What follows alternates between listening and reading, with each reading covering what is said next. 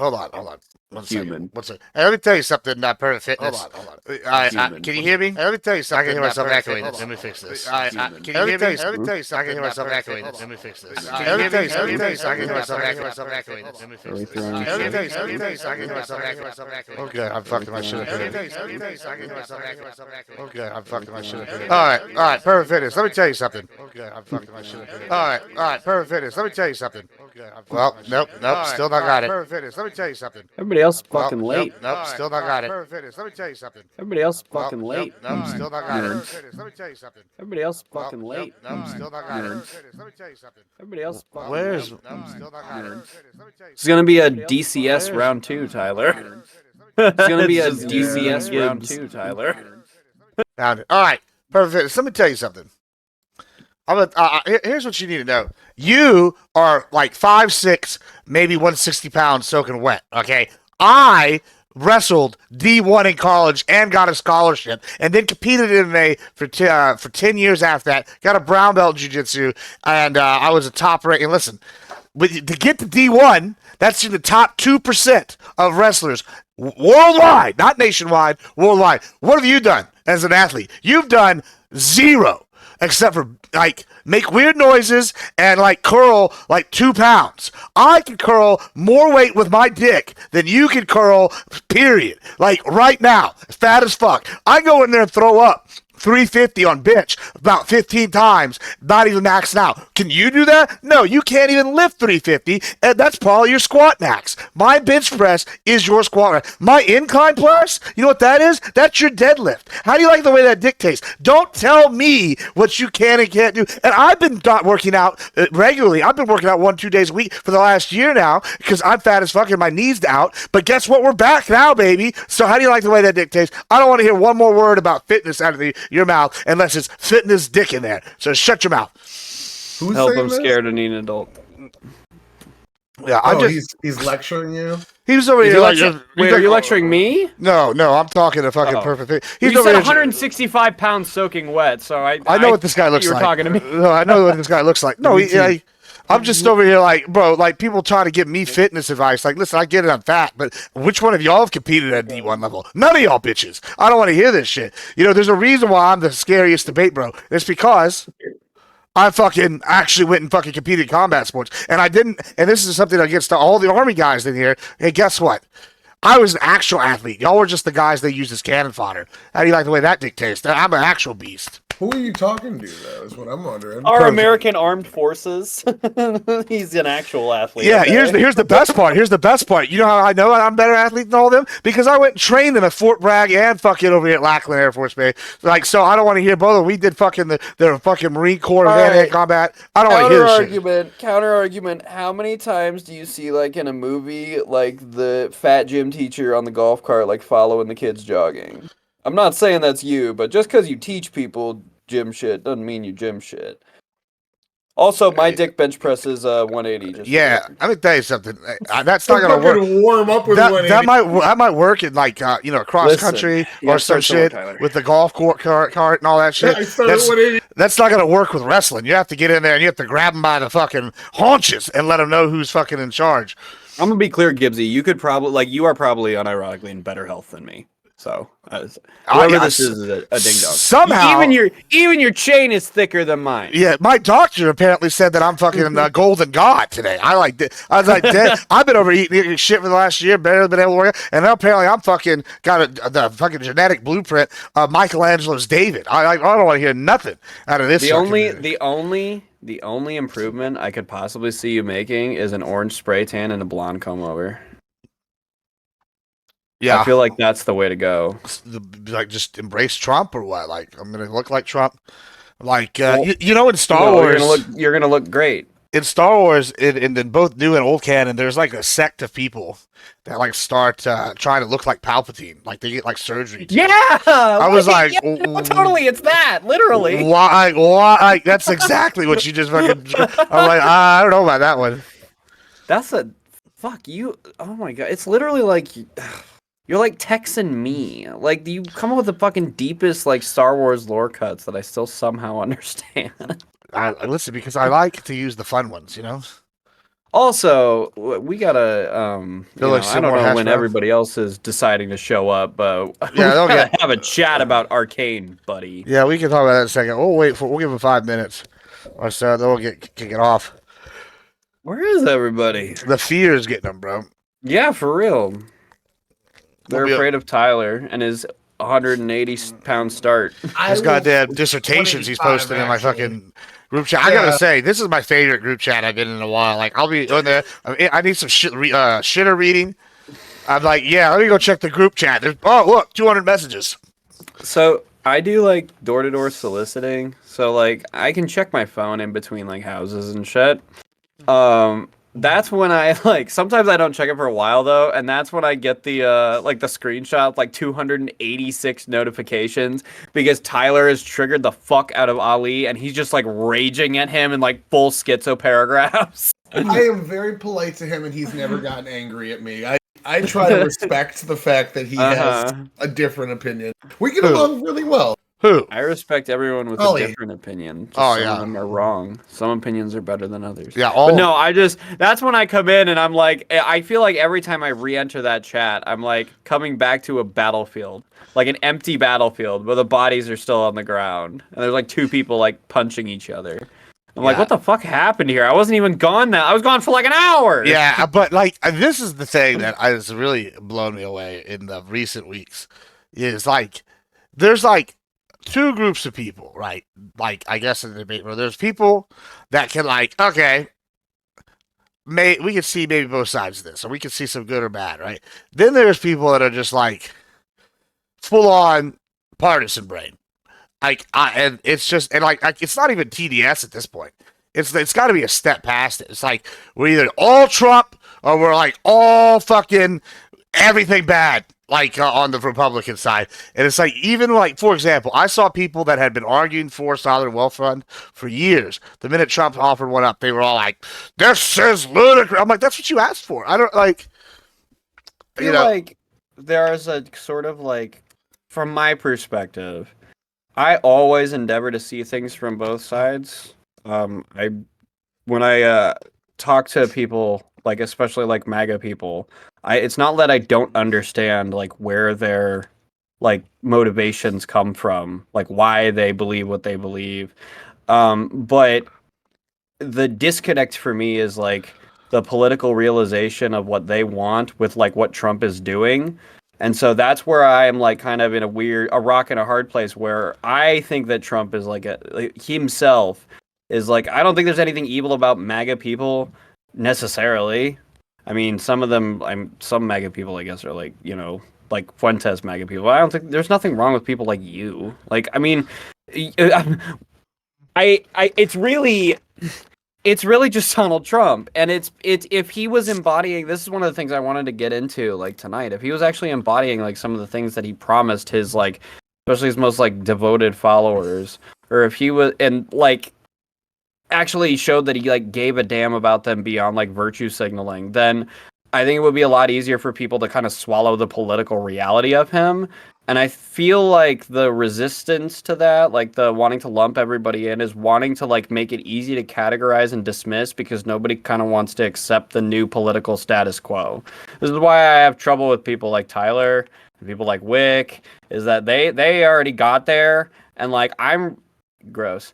I refuse to accept this new norm in American politics. So on occasion, things I sound are like, or things I say are just gonna sound like TDS or whatever. But like, I'm always able to like explain it very specifically to like a given action or a given policy or something. And I try my best not to generalize, like especially like voters. Yeah, I mean, I agree with some of that. I just like, I'll give you an example. Like last. Well, hold on, you don't agree with a lot of it, but that's okay. That's another thing. Is like it needs to be okay for people to disagree about like some things and then like push for agreement or consensus or compromise on other things. Yeah, Sorry. I mean, like I very much. This is part of the reason I find like Consuela points so insidious Oh my God. because like I honestly believe that like if we all come in there and just are upfront about what we want and we don't try to bamboozle people, like all right, I know that people on the left are not going to want what I want. However, I have like a priority list of issues. Am I on the left? Yeah, everybody left the sinners on the left in my book. So like I y'all got get called a neocon like twice the other day. yeah, so... well neoliberals and neocons have like overlap and shit. But Hey, well, like okay, I'll give you an this example. is like libertarianism all over again. No, It's no, no. who So gets to claim them. Nobody wants to, but somebody has I'll to. give you an example. We had a Mideast panel on Wix like I don't know, it's like 6 months, 3 months, 4 months ago. I don't know, and it was like me and Brianna Wu were the ones arguing the exact same thing. How much do you think me and Brianna Wu agree on? I mean, I don't know because Brianna Wu is a grifting piece of shit whose ideology oscillates with the ability for her to gain audience and followers. So, like, what she believes isn't consistent enough for me to make a guess. You have a consistent belief. She doesn't, so I don't know. That's fair. I would classify her as like a neolib. She's like interventionism. She like Sometimes, sure. Yeah, she wants stuff done overseas. Like, and I can work with that, even though we don't want the intervention for the same reason, right? But like when I look at like people on the left, like I just like it's like I group all of them together, and one, it just pisses all of them off because they all want to be their special snowflake, whatever special brand of leftist they are, and two, I know that the moderate people on the left that are like both sides, like they're gonna like have whatever, they're gonna have priorities. They're probably gonna vote with their wallet first. That's how most people vote, right? So like I could talk to them, we can work with them, but it's like I'll go in there, say for example, like I have said, border is a problem. Okay, y'all want immigration reform? I'll give you immigration reform. I want immigration reform too, but I want my wall secure and shit first because I'm sick of XYZ problem. And then they'll turn around and go, you're a white landowner. Fuck you, bitch. I'm like, well, first of all, I'm not even white. They're like, haha, cries and rich. I'm like, cries and rich. Like, if that Joe Lewis clip from a while ago teaches us anything, it's that it doesn't actually matter if your skin is white. You can still be white presenting, and that makes you just as evil. So, just so you know, Gibbs, doesn't matter the tone of your what. There's always an excuse if you're successful in the United States, like Asian Americans are. It's white adjacent. Yeah, he's white presenting, sir. Put on This is like this. Hey, white kids should be just as successful as other rich kids should be. What was it? Fucking like poor kids should be just as successful as white kids. What was Poor the kids are better as white kids. Yeah. Yeah. I bet that smells like cumin, Gibbs. Cumin? Yeah. Maybe a little cumin chili powder. I get where you're coming from, Gibbsy. I think it's important though, like that we always need to be drawing distinctions between like the extremists and the moderates. There's people who have bought into liberalism and people who have like shut it out. Like as much as I may vehemently disagree with Tyler, he and I think could coexist in a society. Like comfortably. Like we have differing ideas, but we both have like the skills to act and like the conversational skills and the maturity level to actually have a conversation about it without like demonizing each other just to the core. Now, I've definitely made some hyperbolic statements about Tyler's beliefs, but I'll cop some of it to performativity and some of it I probably shouldn't have said. But I will brisk at being called a leftist because I don't want to be associated with socialism. In the same way that I feel like a lot of the conservative right shouldn't want to be associated with like Nazism. Well, Nazis are socialists, so. Oh my god. Okay. All right. You missed that panel. I did miss that panel. There might have been a reason for that. I mean, because they are socialists. No, they're not. Okay. Okay. I've got a book for you to read. I got about 50 called books to read. Called The Death Democracy by Benjamin Carter Hess. Well, if you have to go against fucking Scott in the next championship, I'm sure you guys. Wait, what's wrong with why would I be afraid to go against Fabian Liberty Scott? He barely has 2 brain cells to rub that together. motherfucker like turned into goddamn the History Channel as soon as we started. Him and Aiko were going back and forth and talking about shit about fucking Germany's history that like I'd never heard before. And I watch a lot of History Channel when I go to sleep. Yeah, bro. I will admit I've only read one book about it, but books are fire. I have like 9 books about the rise and fall of the German dictatorship. We have the rise and fall of the chancellery. I got. There's a new like docu-series or some shit. Like bio series about specific. I forget what it's called. I keep seeing clips of it on YouTube. I want to watch it. Yeah, I mean, I have gone deep dived into it, and it's like Nazis really are socialists. It's like if you really dive into it, it's not even Like, a in what debate. sense, though? Oh. Like, because well, how are we defining socialism, and in what sense do the Nazis embody that? Because my understanding is that the Nazis align themselves with the socialists to like consolidate their power and then put a bullet in the back of their heads during the night of the long knives.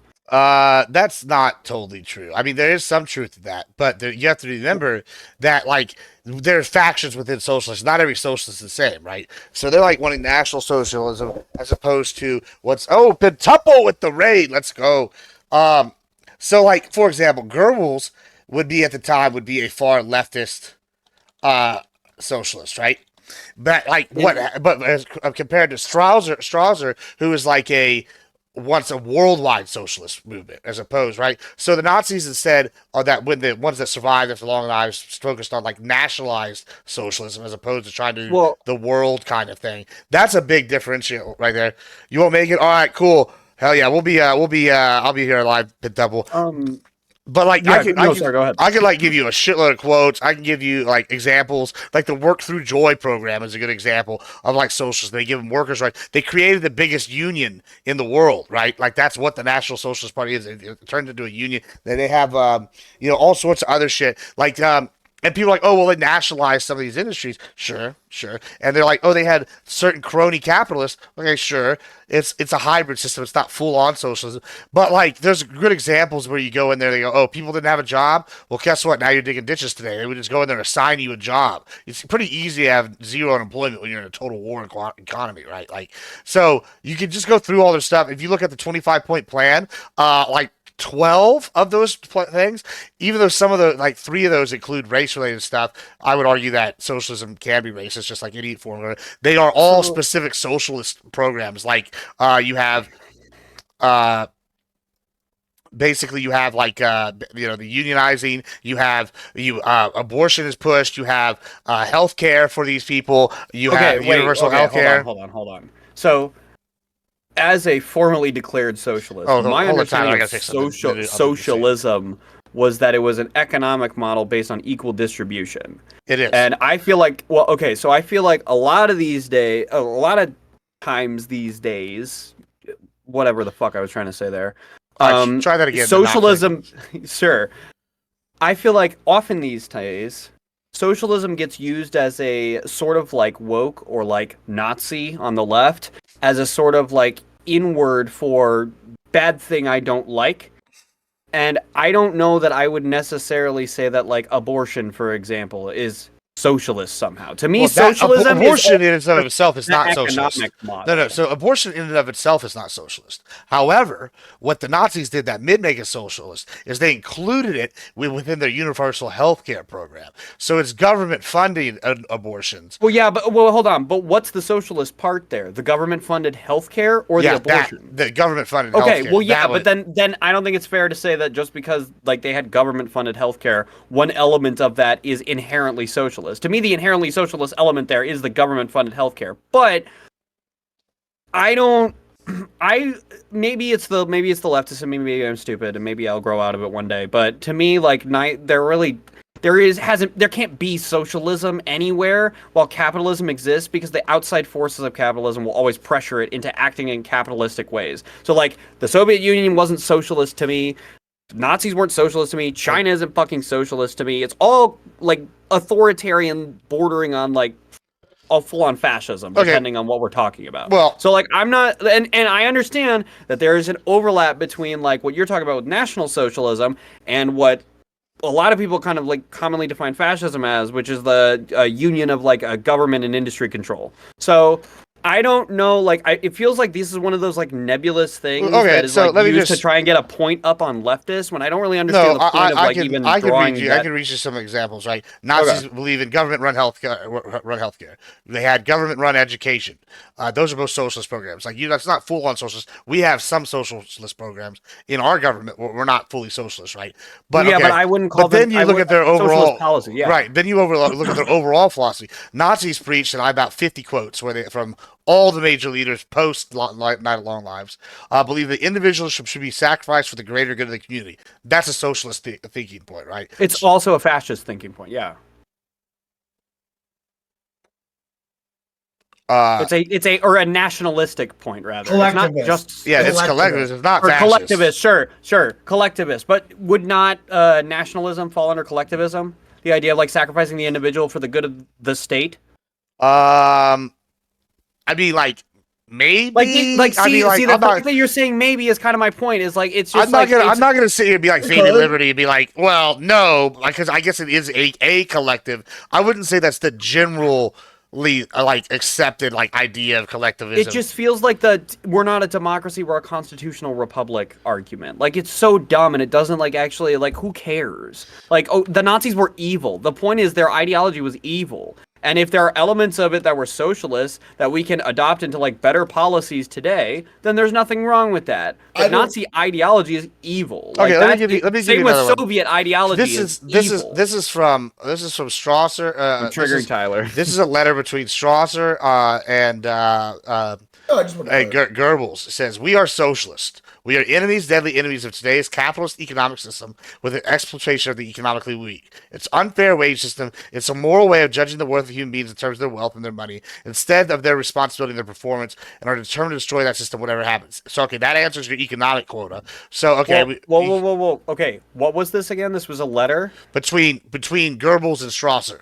When was it? When was this sent? Right before the line of long knives. Okay, so This is after. You mean when they killed all the socialists? Well, Goebbels didn't. What? How did they kill a socialist if Goebbels? Well, they killed the anarchic socialists that could actually pose a threat to them establishing authoritarian control. They killed the anarchists and the communists. Okay, how about for the 25-point plan which they enacted? Like, will you accept that then? I don't know. What I'm telling you is I don't find any merit in either side of this argument because to me it's just quibbling over like terminology for the sake of like getting an own. When the we lost him. He's gone. I'm waiting to get to the Trump stuff. Yeah, I mean, I was waiting to see nice who's to joining in here. Looks like we're just gonna run it us three. That's fine, because I kind of wanted to throw some arguments your way, like leaning towards this, and you are as well. So I kind of wanted to throw some negative arguments your way, and I threw them in chat already. I just wanted to, dive into them. Yeah, we get into it. I was just trying to like kill some time while we waited for I don't know, because I naturally see this as a good idea. Like, Trump's not talking about going in to, like, aid their military. The war's over. The fighting's over. There hasn't been, more than a couple deaths a day from little scuffles, but nothing breaking the ceasefire. This is the time where you start bulldozing and reconstructing, and why would we not want to oversee that if we can, get in there and get some fucking money out of it, but... Yeah, well, no, Cal, there should be some more people on the panel, but it looks like they're either not showing up or they're running late or whatever. Pentuple couldn't make it. But that's okay. We're going to get you your content and we're going to argue, I'm sure, because despite everybody thinking Tyler is now a MAGA guy, he's not. Well, yeah, I mean, non-fawns, I think, go y'all if I know him. Yeah, come on. He's in the thing. Well, I was wondering where you were at. There you go. There's non-fun. Okay. I don't know what's going on with JC. His camera. His internet cafe ran out of time. Yeah, it was the damn. The Nazis got him. That's what it was. Probably pull Lactoid and he's on right now if you wanted. He's a talker. Your thing working, JC?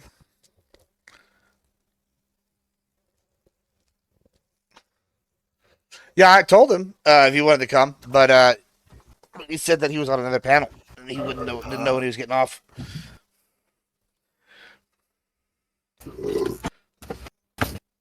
Yeah, he was on Wick thing, and then he was explaining to his chat the arguments that he was using. Fuck I me. don't know. I'm so sorry. Oh, you're good. My internet just cut out. Wait, who's insulting my arguments? Non-fun. I like them. Don't do that. I was not insulting your arguments. I wasn't even. I was talking about Lactoid explaining the arguments that he was making. Why don't you go to his chat And I Tyler wasn't and even- invite him, tell him to come argue about the Lactoid invading is a silly Gaza. boy. He's actually on the conservative side. He's not a fan of invading Gaza. I don't think. Yeah, that's what's wild to me is like half of you guys are like seeing Rob Noor go, I don't like this Trump thing was kind of weird. Well, He's normally Orange Man's chief dick suck. I have a theory about that. It's probably because he thinks that the Jews are part of the deep state. Hey, it's a them. It, Echo sign. Echo if I had sign. to, if I had to wager on why that would be, on why he's not a huge fan, that would be my guess. Is Rob Noor an anti-Semite? Is this something I don't know about? I don't think so, but he's very much anti-deep state, like every Oh other. yeah. And yeah, like, to the conspiratorial level. yeah, and anytime I've ever met anybody that says they're into the deep, like they don't like the deep state, there's always three ways it comes out. It's either the Freemasons, the Illuminati, or the Jews, and somehow they all are interconnected somehow. Either I'm time, gonna go anyway. back and listen to all of his arguments. Well, and I've never see, heard him like- say any of that. He just always says Well, deep no, state. But like the conspiracies that's are probably similar down the line, just with like different bad actors subbed in. So, like, if I can sub in the Jews every time he's talking about institutional corruption, yeah, the deep state. The deep state's usually a good catch-all. All right, let's kick this off here. man, this explains so much about like the two debates that we had. Actually, Yeah, I mean, I figured that out pretty quickly. Another thing is he likes to jump arguments. So say like me and Non-Fon are arguing, right? Like, and I am like having a question back and forth with Non-Fon. Like, and he'll be like, "Oh, well, I would like to go here. You mind, idiots?" And then he'll like go and he'll start having to do his own one-on-one or like thing. And then, okay, obviously, I was looking for, say, like Non-Fon or whoever I'm going against to say a certain thing. And so the minute I said that, I'll jump in and be like, "Oh, perfect. Well, here's where I was going with this originally." And he's like, "Well, that's not where I was going with my thing." I'm like, "Well, I let you have my fucking point." So, boo for you. Not the best tag team guy. But the deep state I'm probably part of it. Anyway, let's move on here. Let's just start this off here. We got us three here. We'll start with you, Tyler. Welcome to Give Me a Break, everybody. How y'all doing tonight? We're going to be talking about the new American empire that it seems like Trump is starting. Is it wonderful? Is it terrible? What's going on here? I might give a little more opinions than usual, not moderate since there's only four of us. But go ahead, Tyler. All right. Well, it looks like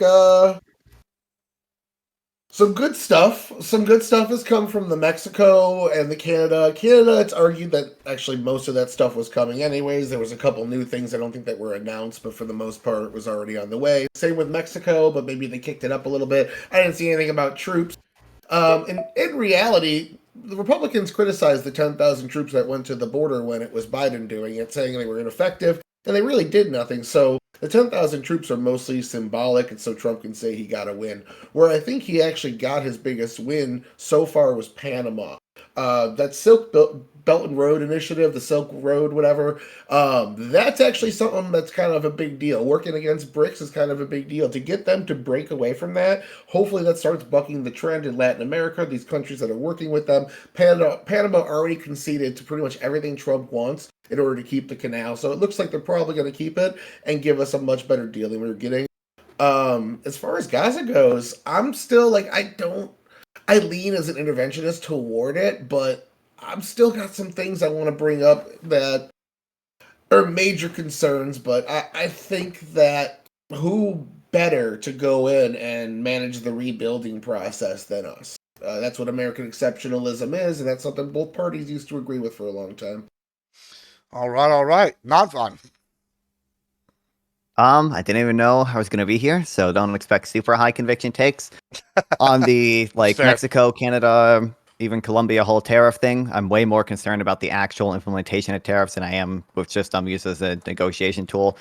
I don't think the concessions he got out of Colombia or Canada were super significant. The Mexico thing might be a little bit more significant, but we also agreed to enforce on our end preventing guns from going into Mexico, which I think is good, but that's, obviously something we weren't doing before. That's an extra cost on our end.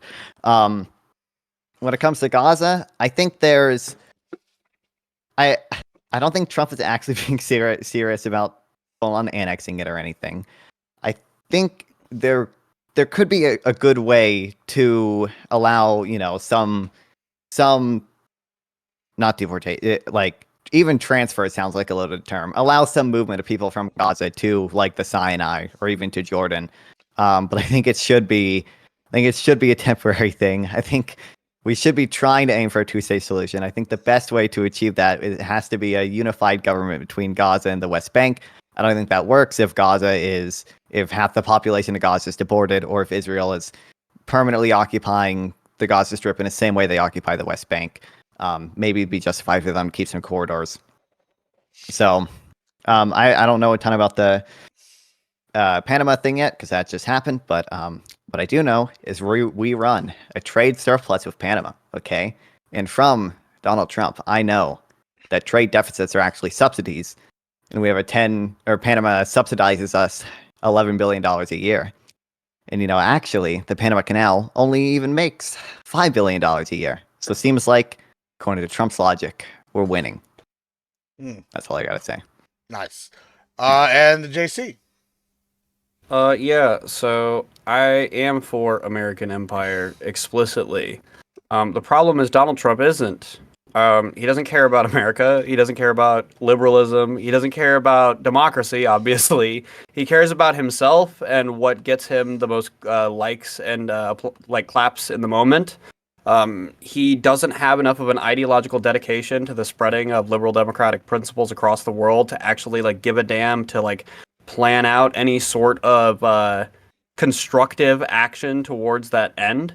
The Gaza proposal is probably the most blatant example in recent times, but the extortion from Canada to have them just agree to follow through on the bill that they already were going to follow through on anyways, that they decided back in December.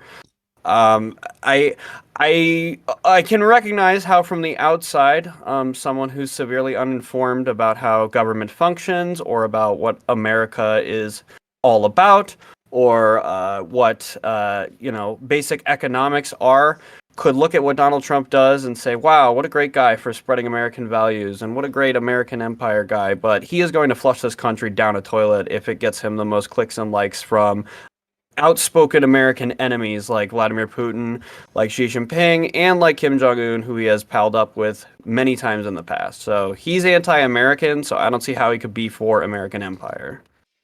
Interesting take. Yeah, and so since it's only four of us, I'll jump in on this. Yeah, I mean, I like the idea of the new Trumptopia, Magalago, or whatever. Magaza. Yeah, Magaza. I mean, there's a whole bunch of good ones, that people have had. What did he try to say? It's going to be the Riviera of the Middle East. Okay. Here's kind of how I look at it, right? Like, I don't have a dog in this fight. Listen, I like all the Jewish people I know, I seem to like, in real life. All the Muslim people I know, they all seem to be nice enough people. I don't really have a dog in the fight, right? However, when I look at Russia and Ukraine, I personally think, if Israel really wanted to, they could have made this shit a lot worse. Like, they could have, I get maybe there's some people that died that didn't need to die, but if they really had wanted to just wipe Gaza off the map. We've seen what Russia's doing. They're just indiscriminately artillery striking and drone striking cities. So it's pretty clear to me when we compare the two wars that Israel's really played with kitty gloves on in Gaza. And that's kind of hampered them and I think allowed Palestine and Hamas to be more effective than they otherwise would have. That being said, I think at this point in my life, I think it's pretty obvious that the two-state solution is not going to work. There seems to be no will or desire. Every time the Palestinians are offered something, they turn it down, or when they do accept it, they tear up all the plumbing to turn them into bombs. They try to take over the power plants and turn them into weapons, take weapons out of them. I think that those are recent things right here that just happened in the last 10, 15 years. And I mean, even before that, you had the Arafat thing. Then they were like, "Oh, we're your ally. We're gonna be friends. We got a peace prize for." And then a year later, they're fighting. So I don't see this ending. And it's almost I don't want to advocate for. I'm sure someone's gonna say I'm advocating for what is it called, cultural genocide, where you move all these people out. At this point, though, there's nothing left in Gaza. It's been bombed to hell, right? The people there. It's making more militants. There's a disputed area between Egypt and the country below them that's nobody's claimed. Let's just make that new Gaza, move everybody there, and then we can turn the Gaza area right there into a casino wonderland, and everybody could go out there and call it, like, instead of Atlantic City, it could be the Mediterranean City or some shit. It's gonna be wonderful. Also, they have oil off the coast, and we know how much we like oil, and that's great. I mean, I'm big fans of all those things.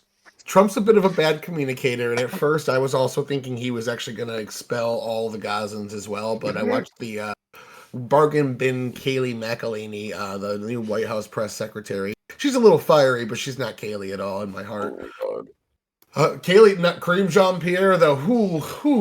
Anywho, sorry, I got a little off task there. Trump doesn't want to spend U.S. money. He wants to be the overseer. They're calling on partners in the nation, in the region, to fund this rebuilding, to rebuild a Palestinian state. So my second concern was actually about isolating Saudi Arabia, because as soon as Trump made this announcement, they came out like an hour later and said, like, there will be no peace deal with Israel if Palestinians don't have a state. So what Trump is saying is everyone that doesn't like the U.S. takeover and rebuilding can go, and we'll open up Jordan and Egypt for you by force, essentially. But everyone that wants to stay, he's going to rebuild it for them to be something that America oversees, kind of an American, maybe not, I don't know, American territory. Yeah. He definitely says he's going to permanently keep it. And I think that's something, you mentioned Jordan earlier. I want to make this unequivocally clear. Jordan, unless they are, like, threatened with their state not existing, or, like, given some massive, like, olive branch, kudos, pork barrel kind of deal.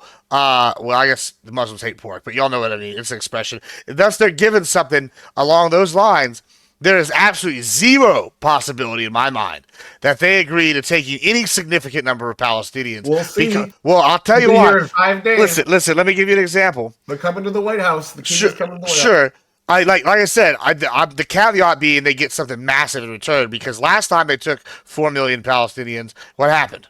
They tried to overthrow the government, tried to assassinate him, and then started a civil war that, like, only recently ended. Like, I don't see King Abdullah being like, yeah, I'm ready for round 2 of that. Yeah, Egypt has some problems too. And Egypt's not sturdy at all in their government. But you notice Saudi Arabia doesn't want to take him. Does anybody else find it kind of weird how the non-interventionist MAGA are suddenly all about, like, a full-on, like, U.S., like, dictated kind of, like, restructuring of the Gaza Strip just because Trump decided it? First of all, does anybody find it odd? I mean, does anybody find it pathetic how quickly they trip over themselves to suck on his cock? I mean, I'm pretty excited because I've been saying that I wanted basically this when we did Iraq. I've been saying we should never. That's another good point. 25 years. And we got stuck with the two people who are both always interventionists. Yeah, and so they're just saying what we wanted. It's great that Trump is coming around to my point of view. You know what I'm saying? That's what's really happening. I thought he always was going to. He's been pretty good with Israel generally. Yeah, like moving the embassy to Jerusalem. That went over super well for the region. Yeah, well, what other There definitely wasn't a, like, border riot. What other country, though, do we tell them what their capital is? Like, that's their capital. We didn't tell them what their... What other country is occupying disputed territory and has their capital in disputed territory? What do you mean? I don't think there's any dispute, though. What do you mean there's no dispute over who owns East Jerusalem? Really? There's no dispute over the interpretation of 242? There's no dispute over the legality of Israeli settlements. These aren't disputed things.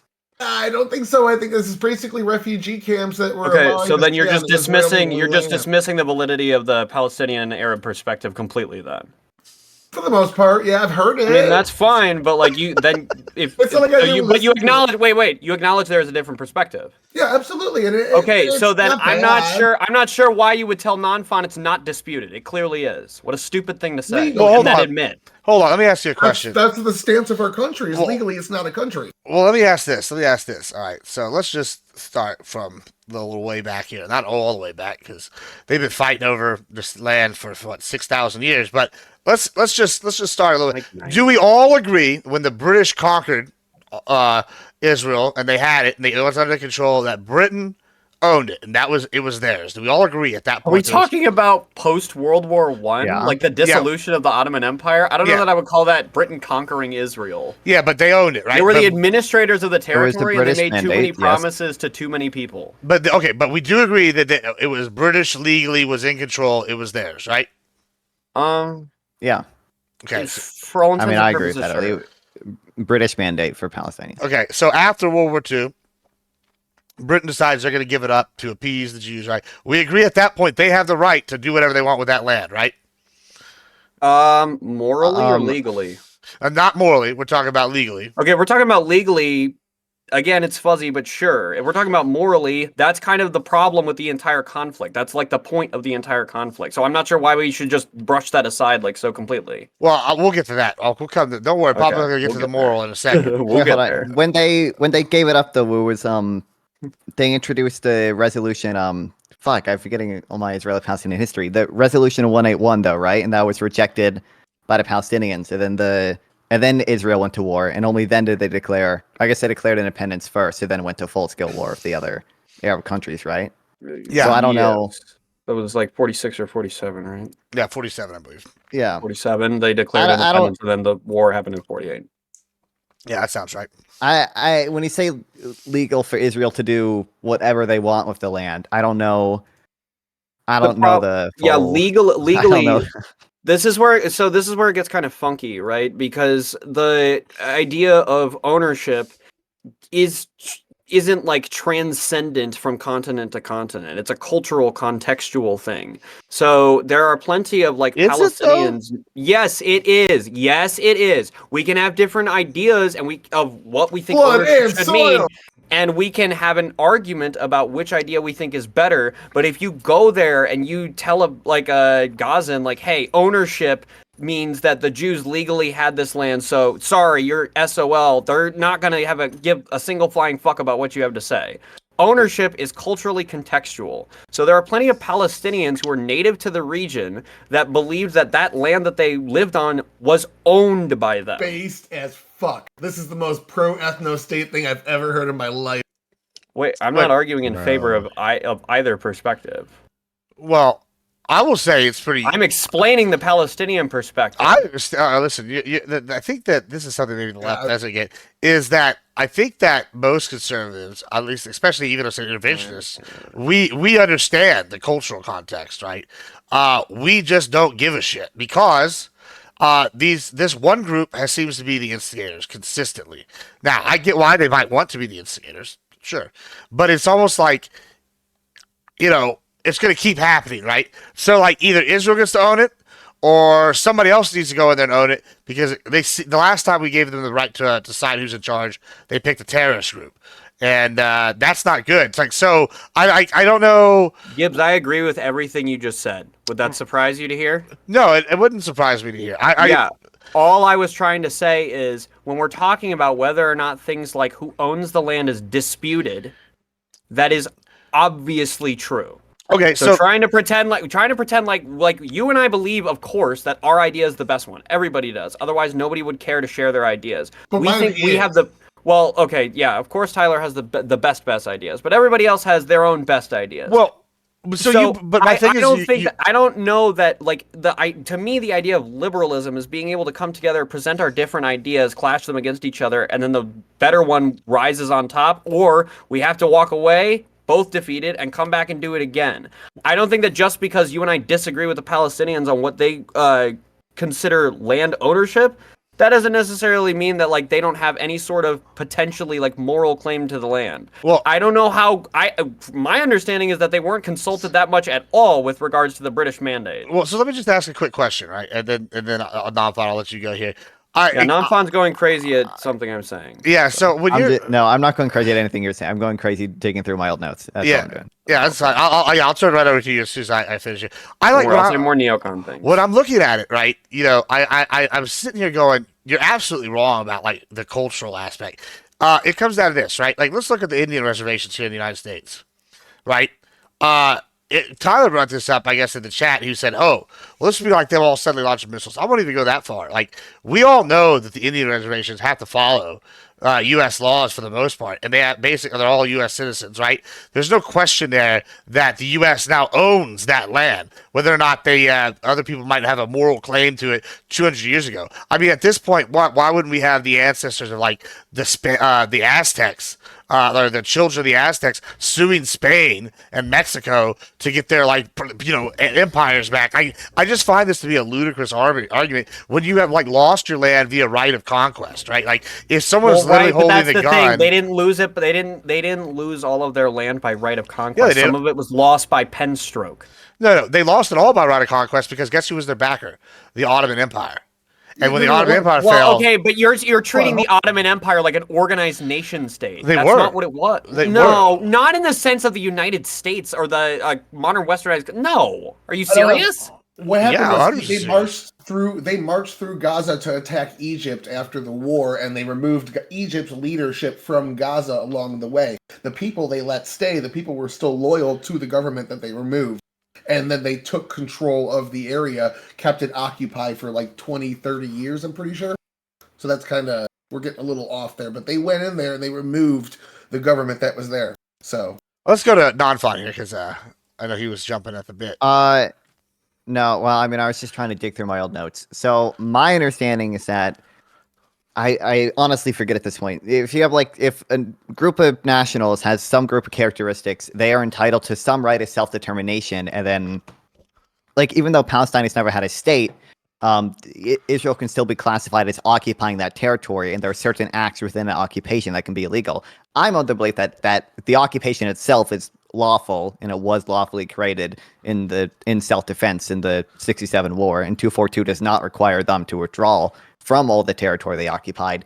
But I still think it's obviously true that Jerusalem is more disputed territory than just about any other nation's capital at the very least. And I also think it's I don't even know how disputed it is that some of the settlements It's that Israel has in East Jerusalem, Jesus, are illegal. I don't Oh even know. yeah, no, that's actually something I did want to bring up. The West Bank settlements, I think, are way more egregious than a military occupation of Gaza. Has Orange Daddy said anything about that? Oh well, the expected outcome is Israel annexes the West Bank. I mean, yeah, but so I will say, you know what's really funny? Watching all of the lefties on Twitter, not cope over didn't Hassan Piker say something about Kamala Harris and Trump He being- couldn't possibly know Yeah. who was going to be worse. watching all of the liberals quote tweet the tweets from last November and last October and go oh yeah, very big, very just basically the same, right guys? So I don't know. We can talk endlessly about who has a right to what territory in this conflict and who has a moral right to do which action, which is one of the things that I hated when I was learning about this several months ago, which is one of the things that I hated when every debate panel turned into this several months ago, is that there is no right answer, there isn't a wrong answer, there is the subjective side that you pick based on your own values, you project part of yourself onto the conflict, and the other side is by definition going to be immoral enough for you to not consider their justification. Well, And that's what's really frustrating about the conflict about IP for me, and that's why the idea of Trump being the one to solve it is so fucking retarded. I don't think it's immoral. I think they have a pretty good argument, pretty good claim in a certain way. I just don't think it fits the legal criteria, unfortunately, and I feel bad for him. Well, I don't know. I don't hate him for it. well, okay. Let's just pick a different group, right? Why? Okay, so why does nobody have this opinion that you're putting forth, JC, when it comes to the Kurds? So, because did they with regards to their right to a state? Yeah, because there's never had a state. They have a region, which is the north, which is southern Turkey, northern Syria, northern Iraq, and then part of Iran, right? That is the region. That would be Kurdistan if they ever decided to make it, right? And they tried, and they've just repeatedly been shut down by everybody in the region, all of them. Nobody wants it. Now, nobody's having any outrage for them, even though they were the ones primarily having their people raped by ISIS. They were the ones who had been committed genocide against by like Iran, Iraq, and Turkey. You know, they have all the same characteristics as the I'll take the Palestinians. hot take here. I think as- that they deserve more of a state than the Gazans. I agree with that statement because they backed us in every war in the region. Right, like so, like I okay, and I agree with you. So here's the thing: if we're not going to give the Kurds, You're right. Well, you're right. You raise a good point. Well, I do think that- I think you can actually make the argument that there would be cases where Kurds could express like a right to self-determination through violence, especially if they're being aggressed upon. But with Kurdistan, it's kind of hard to form because all that territory is already a state. You know, Palestine is kind of a stateless nation. You know, Gaza is arguably occupied. Well, post October 7th is occupied, arguably occupied, and the West Bank is occupied for the most part. Like these are different. But if we're talking about moral justification for like a nation state, like or deservedness of a nation state between the two, like I think that arguably the Kurds have a better case for it I think because so at too. the very least they've can't say they've been like peaceful actors in the region, but Well, like I mean, they've they've certainly maintained- less so than the Gazans. right, and they've also maintained an autonomous region in Iraq for decades, right? So they already have like an area they can start with, right? And then it's borders right with Syria, but where they've controlled that. We're not just going to strip, like, this is kind of like, 'cause then you're giving, like, credit to the lefty argument, right, of dissolving the borders of Israel. Like, we're not just going to start cutting pieces out of existing nation states and, like, give them to people. Well, that happens all the time, but first of all... I did see it floated when Bashar al-Assad pitched his shit and left. They were like, hey, give the Kurds some of Syria, like, whatever. Yeah, I would like that. I think that'd be good, but Turkey's how never come going to fly Trump doesn't give the Kurds Gaza? Turkey. Oh, well, how does it Gaza. give the Kurds Gaza? We should give the Kurds Gaza. That's That the would real be solution. that would be That's all hilarious. The ultimate position. I'm gonna go in there and send this. I'm gonna go send that to my senator now. You know, be like, Yeah, call your senators, I'm call gonna your be representatives. like, Cruz, have I got an idea for you? So I get there's no really good reason, but we're essentially saying, and I know it's not going to be 1-to-1, but make Gaza Puerto Rico. Like, I don't understand what's so bad about that, besides the potential of violence to our military from, Muhammad Jihad. I'll give it a hot take. This is going to be really a hot take, I think. I think that... All right. I think at this I haven't point... heard it yet. I'm sorry. You're All right. right, listen, just get ready for it, because it's going to be wild. All right, I think at this point, we know that Israel and Palestine is not going to get along.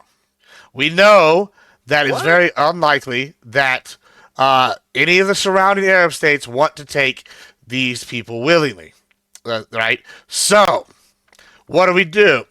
I'm for this because sometimes, and there's a reason why, like, say, the Comanche in the United States and the Aztecs suffered quite a bit more than, say, the Apaches, who basically turned into the Texas Rangers, right?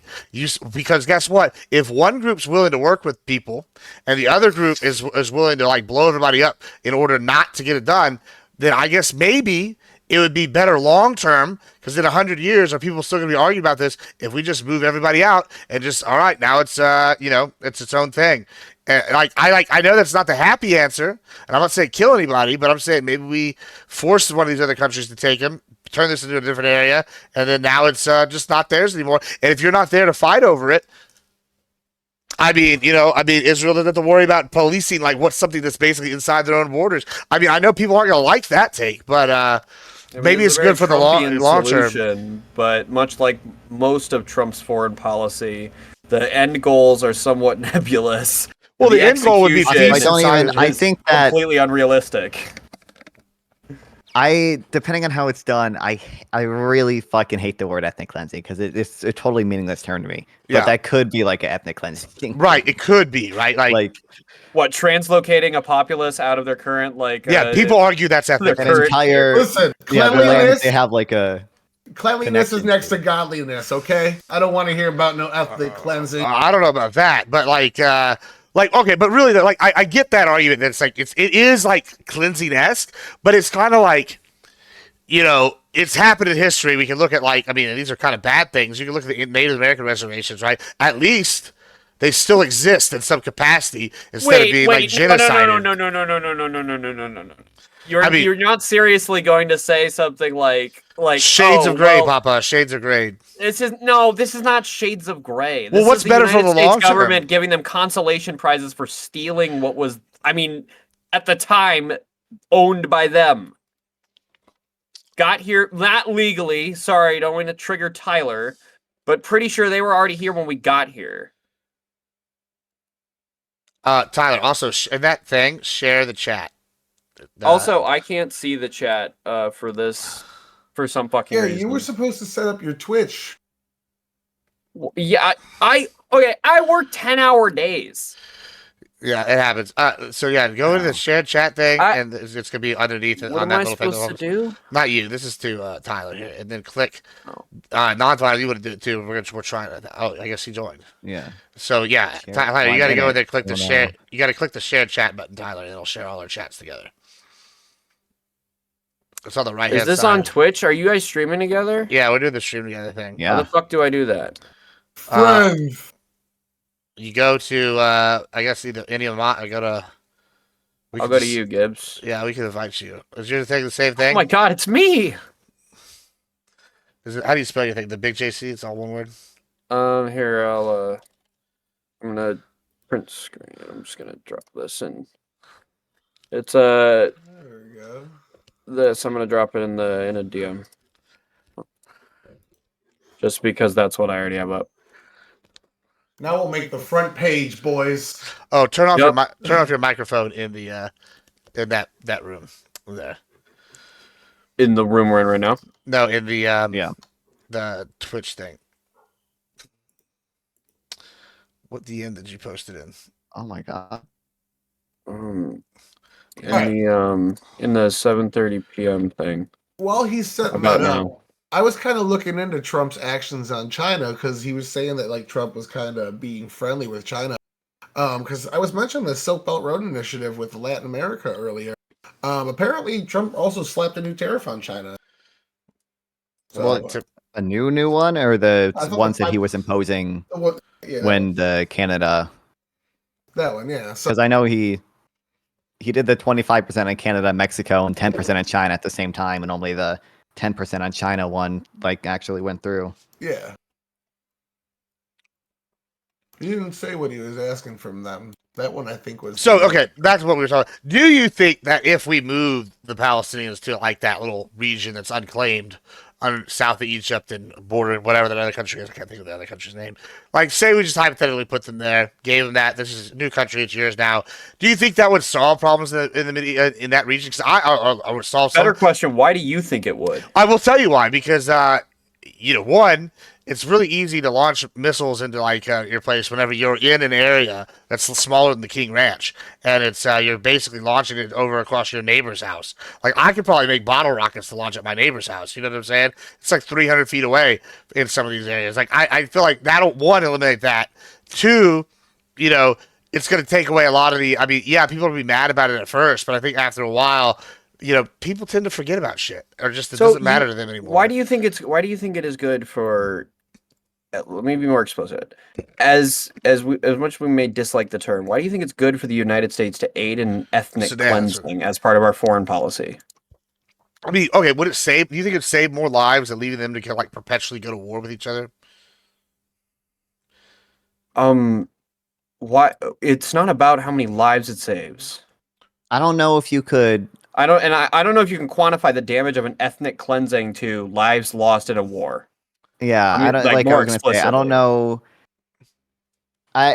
Yeah, it's hard to quantify the damage of like arguably getting rid of Cultural like an genocide. entire culture, right? Yeah, deporting these people from land that they've lived on for years by now, and moving them to like Egypt and Jordan. But for any other and then- refugee situation, that's the goal, is to eventually find them somewhere else where they can permanently live. Well, I think so. I think there's a way that you could not ethically cleanse them, but a way that you could allow refugees to enter Egypt and Jordan. That would be good, because I think there's a lot of people in Gaza that don't want to fucking be in Gaza because it's overcrowded and because 800,000 everything is destroyed by now. Yeah, the 10 biggest refugee camps is 800,000 people. So, and that's like almost half the population. Wait, is that a refugee camp in Gaza or is that in? It's in the top 10. I linked it when I was arguing with Liberal Cluck. I could go find it real quick in the group chat we're all in. Yeah, why don't we have the super pro-Palestinian people in here? What happened? What happened to that? That would have been a good thing. But You I know, don't know. I do what I can when I can. You know, it's not always a perfect run. Go ahead though. Yeah, I don't know. I also don't know. Wait, is this a real tweet? Hold on. New Trump tweet. The Gaza Strip will be turned over to the United States by Israel at the conclusion of fighting. The Palestinians, people like Chuck Schumer, would have already been resettled. What the fuck does that mean? The Palestinians, comma, people like Chuck Schumer. The best Trump insults are the ones that make no sense. Go ahead, Nathan. Sorry, yeah, I'm so sorry. Oh, no, that was you're so good. rude of me. I was just I don't know how I'm conflicted on how I feel about this. You could, and I think Egypt was even planning on doing this at one point, like build a fence within the Sinai and let the Palestinian people move there. But I also don't know. I don't know how I feel about like moving these people. Like at that point, I might consider Gaza an open air prison if we're literally like shipping these people into like a fenced area within Egypt so they don't cause any problems within Egypt. But that could be what's best while Gaza's being like rebuilt. Well, and isn't then that telling moving though? some of Isn't that. that like all right? I just to play devil's advocate, we're gonna have to be careful how we phrase this. Isn't that telling though that like nobody wants them and Egypt's like, oh look, y'all gonna cause problems here. So like, yeah, we would like to help, but at the best we could do is border off this other area over here and just go. Y'all are going there because we don't want you mingling with the general populace. Like, It's what? telling to the level of radicalization, but that doesn't have anything to do with like the necessity of solving the problem.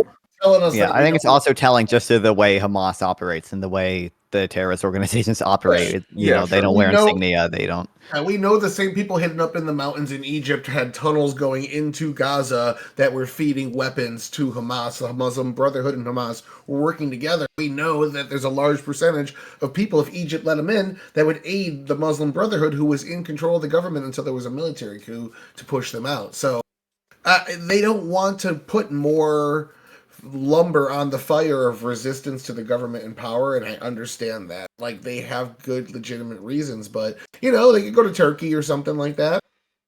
It's so wild that like each of us individually during this panel has thought more about like a practical, pragmatic solution to the situation than Donald Trump ever did before like engaging that press conference. I mean, I like, but hold on. Let's just. And he's our president. Yay! Well, this is interesting to me because you say that, but it seems like he's put some thought into this. Like, oh, Israel's done all the fighting. We're moving in after they finished. Like that Wait, means what? Okay, what thought has he put into that? Would that we're going to try to do this with a minimal loss to U.S. troops? Yeah, it's kind of like the biggest complaint that people had. No. I'm is they didn't sorry. get the oil. So we're going to get the oil this time with the being the ones that are going to be in charge of investing in this land and controlling it economically, at least to a degree. Let me. Okay, so I am totally fine with even heavy-handed U.S. intervention in resolving this conflict. I think that over almost 100 fucking years, we've established that these two peoples are not going to get along without somebody making sure that they do, at least for a generation or something. So I'm okay with even like military action to reunite or two-state or whatever the solution may be. My issue is that Donald Trump does not have the statesman ability or the wherewithal to manage a situation of this gravity and complexity. He's a fucking moron. Well, hold on. He hasn't thought about this at all. He has no idea. He doesn't. I bet he. You know what? I'll do the meme. I bet he couldn't find Israel on a map. Well, let's Bro, just. I don't know how much Trump has thought about it and how much he's just basically trying to cuck out to like Vibesing. Netanyahu. Well, let's just like take a look at this though, like because like let's say hypothetically he has like good motives, right? He wants to turn it in to Puerto Rico, but make it the Riviera of the Middle East. Let's just say he actually wants to keep it a permanent U.S. like area. Would that like y'all are on the left, you know, at least tangibly? Would you think that if he came in there and was like, hey, all right, Palestinians, if y'all want to stay, If any of y'all fight us, we're kicking you out. But if y'all want to stay, you can stay and help us build, and we'll build you a nice area. And you're going to become, I don't know, people of our special economic zone, and maybe your kids might be able to become American citizens after a generation or two or whatever. And then we're going to own this for perpetuity, and you can have your ancestral lands here if you stay and help us out. But if you cause any problems, you're dead or gone. And like this is going to be like, Is hey, that what they want? I mean, it really doesn't matter what they want at this point, right? Why Like, does it, That's what it's wait, gonna be. wait, I don't know. I why think there doesn't it could be matter? a Because decent what- way to do that if you have it like led by mainly Arab states, and the U.S. is maybe just like the overseer. I don't even know. Like I think Tyler mentioned, I don't think Saudi Arabia would be down for like peace with Israel anytime soon if we literally deported. well, what if we the entire owned it? What population. would they I like? wouldn't What would down be for peace with what would be Israel the in like? anyways, I guess to what be I'm fair, asking but you sure. is if they did it with somewhere where he's like, these people can stay if they don't cause problems, and it was U.S. land, he didn't breathe air. So what would be the objection if it's like, okay, y'all have everything you want, you're staying here, we're keeping Israel out, we're keeping y'all, we're making sure all y'all's infrastructure is good. The only thing we're cracking down on is terrorists. We're giving you schools, we're giving you hospitals, you got power plants, we're feeding you. Like if we did all this, and the caveat was this is now an American territory. Is the only objection? Oh, The well, we objection- want to rule ourselves. Like, is like, The do you really feel like objection that's is a that valid we tried argument? this. The objection is that we tried this. It was called Iraq No, That didn't work. Afghanistan. and Afghanistan. well, the It only didn't reason why work. it didn't work in Afghanistan is because we left. It was working while we. It were was there. not going to work in Afghanistan. Anybody who says that is fucking delusional. if No, we- it was. I There mean, was They're- so if we had no. stayed- There if we had was stayed- there was cultural resistance. If we had stayed to- like 100 years, we would have probably got them. If 2-3 generations. Okay, 100 all right, years. sure. I mean, that's how long it Even takes. Germany and Let me Japan. give the And give South the fucking Korea. argument that's been happening since before I was even fucking born, or before I was even fucking aware. Do you want to be there for 100 years? Yes. Yes. Okay, then Didn't we spend Oh my $2 God. trillion over the course of those wars? How Sure, much look, would I get it, be I get it, but like if we look at times history, 5? That would be. but hold on, It if we doesn't look- matter. Okay, If why? Trump Okay. wants to do it. The money grows on trees. Germany, but if he No, but- doesn't like it, it's South Korea, wasteful. No, Yeah, it's not. Japan. It's not even that. It's empire building 101. Like, look at like what Rome did. Like, why is it that all the European countries have this fondness for Rome and they wanted to return to the Holy Roman Empire over and over and over throughout history? It's because they have a shared cultural background with this, right? And it's because Rome's once they conquered an area, they stayed there for a couple hundred years and they changed the culture. They built cities. They brought these people in initially into their auxilia. Then after they serve, they can become full Roman citizens. Their kids are going to become citizens. And by generation 2, 3, these people were more Roman than they ever were German or, all these other things because they shared culture and history. So when I say, yeah, I would have liked to stay in Afghanistan 100 years, I would have liked to stay there 100 years and it'd be ours, right? And we turn it into like in America. Like it's a lot different than say like Texas, which already has this shared culture that like between the two. You have to Yeah. sit there and build the culture. Look, Yeah, they- and then the hold Romans on. were defeated by barbarians. Yeah, Yeah, that's after just like a 2,000 years. So There is an well, opposing okay, force. but like After There's an 2,000 opposing years. force over here, China, that is doing the same thing. They're going to countries in Africa. They're going to countries in South America. They're giving them a They're ton of not money trying to to make invest. them China. They're building them up in a similar. I mean, they're not war. Some of these Yeah, countries. but are I mean, war torn. we invest in other countries too. Like, I mean, That's I not think China's well. been I think I'm- China's I'm been with gaining Tyler on this ground one. in It's not recent the- This It's years. not the same kind of investment. No, this is more of a cultural investment. I feel they're than, going like, above and beyond. because America has so much Iraq PTSD that they don't want to get involved in like any sort of like nation building ever again.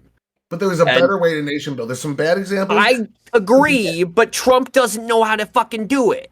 I mean, his administration would be. Doing Also, I it. guess I'm His just not. administration is Hold on, full hold of on. sycophants, dick Let's- sucks, let's- and retards. let No, me- they wouldn't. Hold Doug Burgum on is one the second. man. Let Don Fon go. Pete Go ahead, Don. Hegseth does Okay, not. I No, think keep I- cutting him off. Let Don Fon go. Here, let him go. Go ahead. I think I could be sold on this, but I guess like right now I'm not super sold that like a two-state solution is literally impossible. So like if I'm not sold that a two-state solution is impossible, then I would want to. I think that's the aim that we should be driving for. And I don't know if a U.S. territory is like I know why you. preferable to giving the Palestinian people self-determination. I know why you think that the two-state solution is possible. You ready for this big brain take I got right here? Okay. It's real Yep. big brain, right? It's because you're young.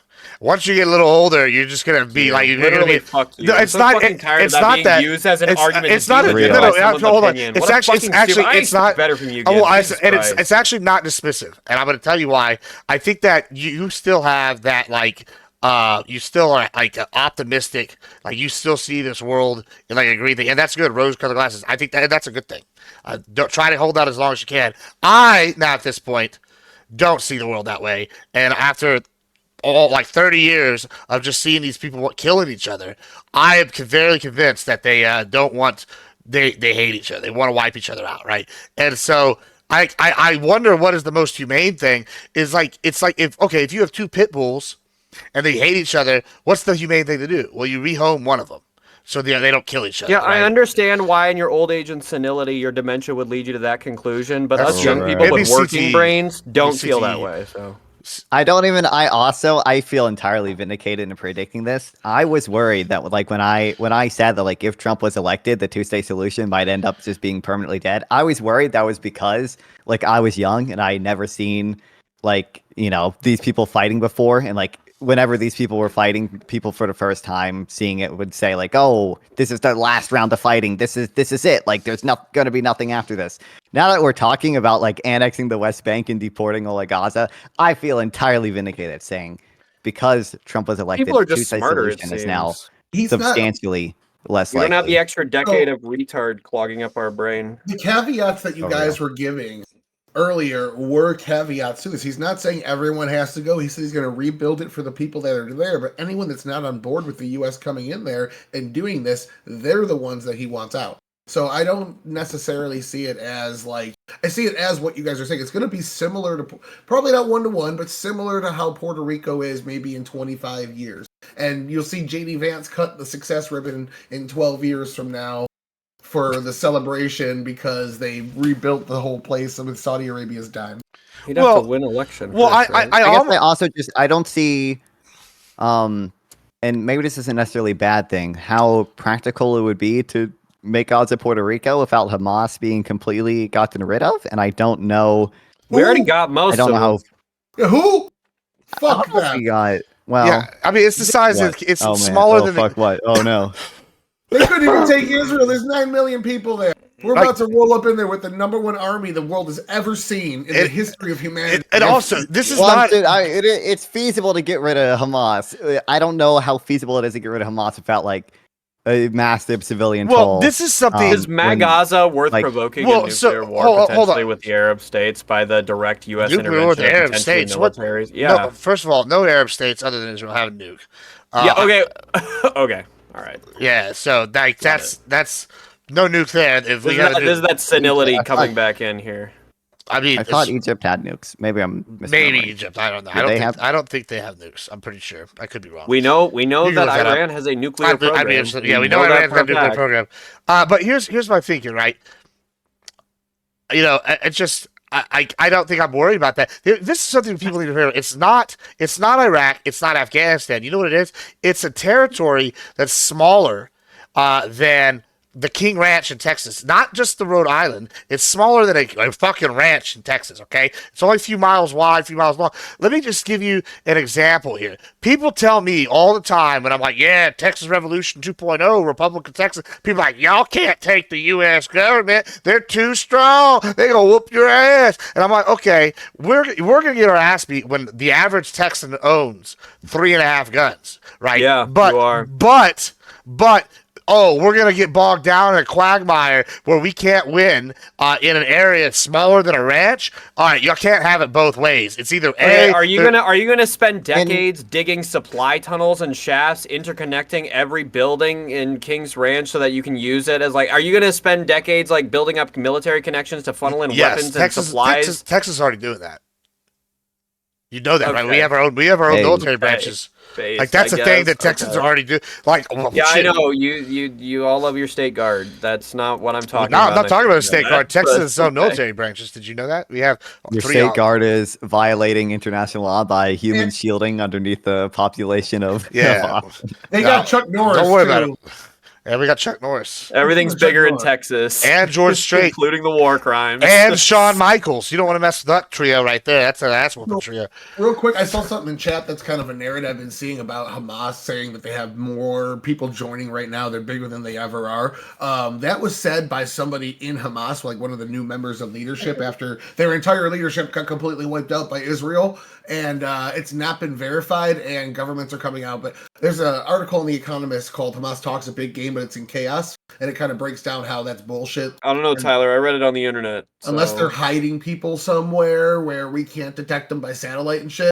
They don't have control of the tunnels anymore. Like, where are these people that they're claiming that they are flooding? Well, wait. So doesn't that just demolish like what Gibbs was trying to say? Because we did like get rid of Hamas, or at the very least, we neutered them to the point where they're not militarily a threat.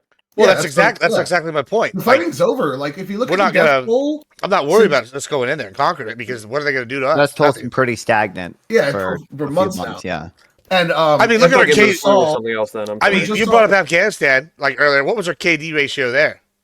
Oh, in the last year, I think 18 months, nobody had died before the withdrawal. I know that. Yeah, it was like 1 to like 900. Yeah, it was pretty wild. But there's a KD army ratio. How many assists though? A lot of assistance. Bro. How many assists do we get from? We don't From the need locals. We didn't plenty, bro. You know, our locals liked us. Do you lose points for friendly fire? Army recruitment hit a milestone. First time in 15 years that we saw recruitment hit these numbers. January 2025 under Trump and Hexit. Yeah, that doesn't surprise me. A lot of military guys tend to be meatheads. Yeah, so we're gonna see. We're gonna have some troops to go and take care of Gaza. Make sure that Army Engineering Corps that's probably gonna be helping build there is Well, then that's okay. When the multi-Arab nation-state war breaks out over this dumb little fucking strip of territory, why at are least you- natural selection can take place, and we can Well, be relieved of some of the MAGA interesting voter you base. say that. Interesting you say that. Guess what happened today? The new Syrian military invaded Lebanon. Oh, really? Oh, I didn't know that. I didn't see that. Yeah, Yeah, I they did- took over portion. Breaking news. Yeah, they took over portions of the border along Lebanon because they were saying we're sick of y'all smuggling drugs and fighters in here to fight for the. Oh my God! Assad Just government. like Trump based. Oh my!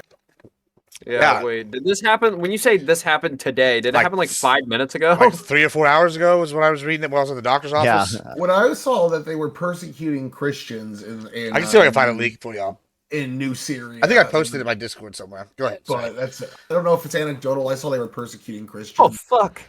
I saw it on Twitter, so it could be anecdotal and not actually like a thing. But I don't know. Yeah, here you go. It's in the Syria watch. It's the last one. And I posted today. Damn, look at him go. Yeah, they're not playing around. So, we'll see how that goes.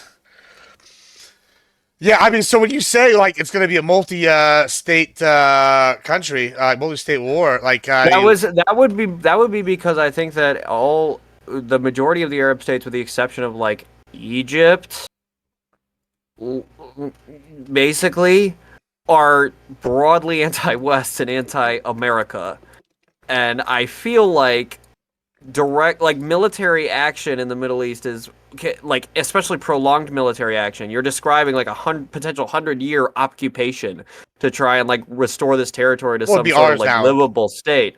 Okay, yeah, that's even worse in terms of provocation. I'm not sure, like, you don't think there would be any like large-scale war between the surrounding states and this new what are they American going to do? territory? What are they going to do to Yeah, us? Who's going to fight us? Not Saudi Arabia. They fucking love us. I mean, we're training all their pilots to fly Apaches. They're basically our second Israel. Not UAE. UAE, they're tiny as fuck. What are they gonna do? Send like 3 people out there with like spit guns? Like, come on! Not I mean, Qatar? not Not Qatar. Turkey? They're small. Turkey might, but apparently they're supposed to be part of. they're They're NATO. supposed to be part of NATO. They'll probably use an excuse to us going there as an excuse to go kill the Kurds in Syria. I mean, What and we then are describing Egypt right ain't now gonna do is- shit. I'm not President sure how Trump- many states would literally declare war on us, but I do think we'd be basically decreasing our amount of soft power in the world because all these states are not going to want to ally with us, and all these states are never going to ally with Israel if we control the Gaza Strip and the Palestinian people like never get statehood. That And was what one we're of my describing- concerns, actually. Why? Okay, hold on. This is maybe I don't what we're understand describing this. now too is the present mentalities of these nations. We have no idea what this looks like once there's an established, like, thriving U.S. territory right next door to them. Yeah, my question is this: why is it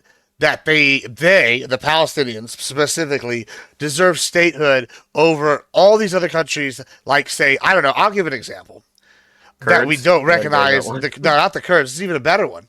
This is even a more legitimate country that's not recognized as a country. Taiwan. Why do the Palestinians deserve something that Taiwan, who actually owns all of their land, has control and has fought China off? Why do Taiwan not deserve to be a state, but Palestine, who's never won anything All and right. never been a state, deserves something? Gibbs, I'm going to let you in I on a think- little secret, okay? Taiwan is a country. Just don't tell China, okay? Just don't tell China. Yeah, I They're not mean, I recognized by the think UN. Taiwan probably does deserve statehood. It's just complicated to recognize statehood for them because of our relations with China. They're treated you in know. every sense like a nation state outside of the official That's recognition, not right? true. Oh, Indian what? Okay, what else? reservations should have statehood. That's What- what I'm what- saying. What else is what are they lacking besides like the official declaration of like? They can't make a lot of trade deals and shit because of they're not recognized as a state. Well, okay, is that because they're not recognized as a state, or is that because? Well, if I say is it because of the relationship with China? I That's think kind it's of like the both sides of World the same Trade coin. Yeah. Organization can't recognize them as a state or whatever, so they can't be a full member of the WTO, and that stops them from Okay, doing shit. okay, But I don't know okay. Yeah, there's probably a lot of levels, right? Yeah, this is not an like, area if of we- expertise for me. I'll admit. I just don't think it's practical to give Taiwan statehood without solving all of our issues with China. What we've seen I mean, with like, the tariffs, but I would still say they're Well, it would solve deserving our of issues, statehood. and it's not going to solve them in a happy way. And we did that. what we've seen Well, with the tariffs well, with China yeah. is people are moving to neighboring countries to move the businesses there. So not only has China, because of the economic prospering they've been seeing, wages in China have been going up, and like $4 an hour doesn't seem like a lot to us, but in countries where the dollar goes a bit further, $4 an hour is quite a bit, and that's kind of like the average wage there now.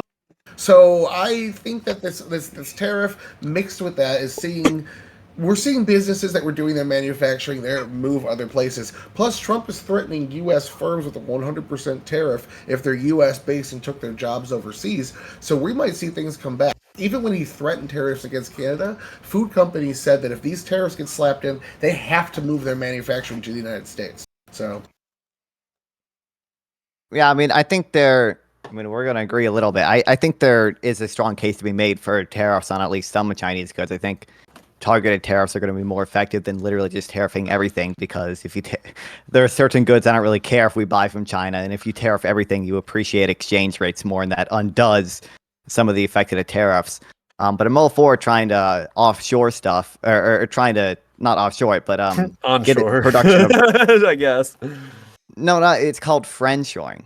Friendshore stuff Friendshore. from China to allied neoliberalism. nations. Exactly. And I think basically everything Trump does is preventing the process of friendshoring from happening. He did this when he did tariff. We had tariffs on some stuff from China already when Trump came to office, but like when he did tariffs on washing machines, that also hurt washing machines that we got from like South Korea and Japan, which are our allies. I don't really care if we're buying washing machines from South Korea and Japan. I don't think we should be damaging our relationship with these countries, including the EU, which he might have a trade war with next. We'll see. Just to get shit out of China. You can get shit out of China by just tariffing certain goods they don't want production to be in China, and you can either subsidize it here or let it go to an allied nation. So I want to what's real quick. I want to get your your opinion on this too, because I know you posted about this on Twitter a few times, and I saw Econoboy post about it as well. And it's the Sovereign Wealth Fund, and I don't know if it was Tyler. Was it Tyler? I think said it. I think Fabi literally also said it. And they're like, in the context of, hey, we're trying to empire build. This is a very empire building thing, and I think that's included because a lot of countries that have tried to build empires have similar things to the Sovereign Wealth Fund. It's a step in that direction. Would you agree with that sentiment, or what do you think of the Sovereign Wealth Fund? What are your opinions on it here? I mean, I think it's I'm not as listen. I'm not going to be as pro sovereign wealth fund as Econo Blair, okay? But Sure. I don't know how much I care about the sovereign wealth fund just because it's good for empire building. I don't think it's actively destructive the same way that tariffs on our allies are. So I think that's a good thing. You know, sovereign wealth funds invest in other countries, and that often helps them rather than hurting them. Um, but I think, listen, sovereign wealth funds I think are pretty cool. The U.S. is not in a great fiscal situation, so I don't know how I feel about the opportunity cost of, you know, collecting revenue and using it to fund a sovereign wealth fund instead of just paying down the debt. I don't know how I feel about that. But I think this is the most base thing Trump has done so far. This is Okay, sovereign is wealth the fund. sovereign wealth fund. Okay, yeah. I just interested. Tyler, you looked at JC. You get in there too as well. Well, whoever wants to jump in there first. Sorry, there was my cat knocked over a glass dish. I'm gonna have to be caught up You're here. good. Oh, you're good. Oh, we're talking sovereign wealth fund. I'll let Tyler go. And you can. Yeah, I've never really like looked into it, so I'm not 100% sure where I fall on it yet. And it is good for the expansionism point that you're saying, but it's mostly a more developing nation thing. The part that bothers me about it that hasn't really sold me on it is I don't like the government acting as a competitor against the free market in the free market because they're also the ones that make the rules and are supposed to be policing the rules. There's supposed to be a third party body that oversees it. So let's look at the post office. There was an instance where a gentleman competed with the post office, and they ended up passing laws making it illegal for certain companies to do certain things and charge certain amounts, so they couldn't undercut the post office. That's why it's losing money, and the only thing they can do is use law to bolster the post office by making mail cost more for everyone that goes to a private company instead. And the idea of that is like once this company is in decline, it's in the government's interest to just not let it fail. So like let's say we invest in fucking Polaroid cameras and then the smartphone comes out and we're like, "Oh, our government's doing everything they can to keep the Polaroid camera industry alive even though nobody fucking wants one anymore because that's where the sovereign wealth fund is." And I just don't like the idea of us relying on the market investment, especially for shorter term investments. JC. Oh man. I Yeah. mean, I'm not convinced this is a super huge problem in like democracies. Yeah, as long as we're a democratic country and these things are relatively transparent, I think ideally the sovereign wealth fund would be managed, you know, like semi-independently. It's not going to be managed directly by politicians, I would hope. I don't foresee that being a big problem. I don't think it's a problem like in Norway or in Alaska, who both have like sovereign wealth funds. It probably is I don't know the full extent of sovereign wealth funds in you know less developed countries, but I would understand something like that happening in Venezuela, maybe, you know. I've never Um, Oh, now you sold me the other way with one Awesome. word. No, I'm just kidding. I'm just tossing out ideas like maybe the sovereign wealth fund lets something stay alive. The government pumps money into a program that like the economy would let die because we've innovated past it, but because we have an investment in it, because it's generating X amount of tax dollars, we need to keep it alive, and it ends up being a money suck. And we end up spending more to keep something alive that we should have innovated past, which a business that has to make these decisions and otherwise they collapse would be able to make, where our government would take 30 years to realize and make a lot of dumb Wow. choices. Look at So, this guy. so actually, Toby Full free Wakenobi market now. Toby Wakenobi brings up a good point about the post office. But part of I think that the only reason why it's losing money is, or the major reason is the retirement funds for post office employees. That is true. I think he brings up a good point there. The post office is fairly efficient. I will say that. Okay, I'm going to give 2 examples. I have some concerns about the sovereign wealth fund. Because one, I'm not a bigger. I like big foreign policy government. I don't like so much big government when it comes to domestic policy. But I could be sold in the sovereign wealth fund, seeing how it goes one way or the other. I do have concerns about it being like exactly like what you just described, where it's like they play too much with the economy because they're trying to like push one thing or another, and also like the efficiency like of it. Like the post office is probably. When's the last time you walked into a post office? I don't know if it's recently, but unless you live like in a small town, the post office is fucking awful.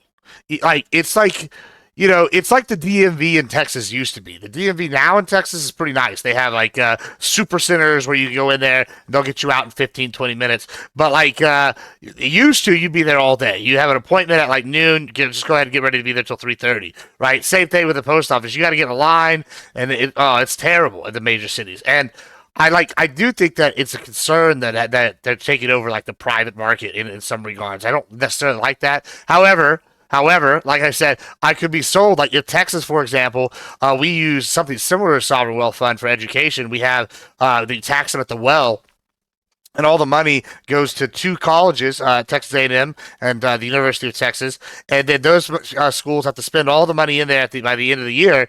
Otherwise, it goes to the general education fund, and these schools are always just expanding.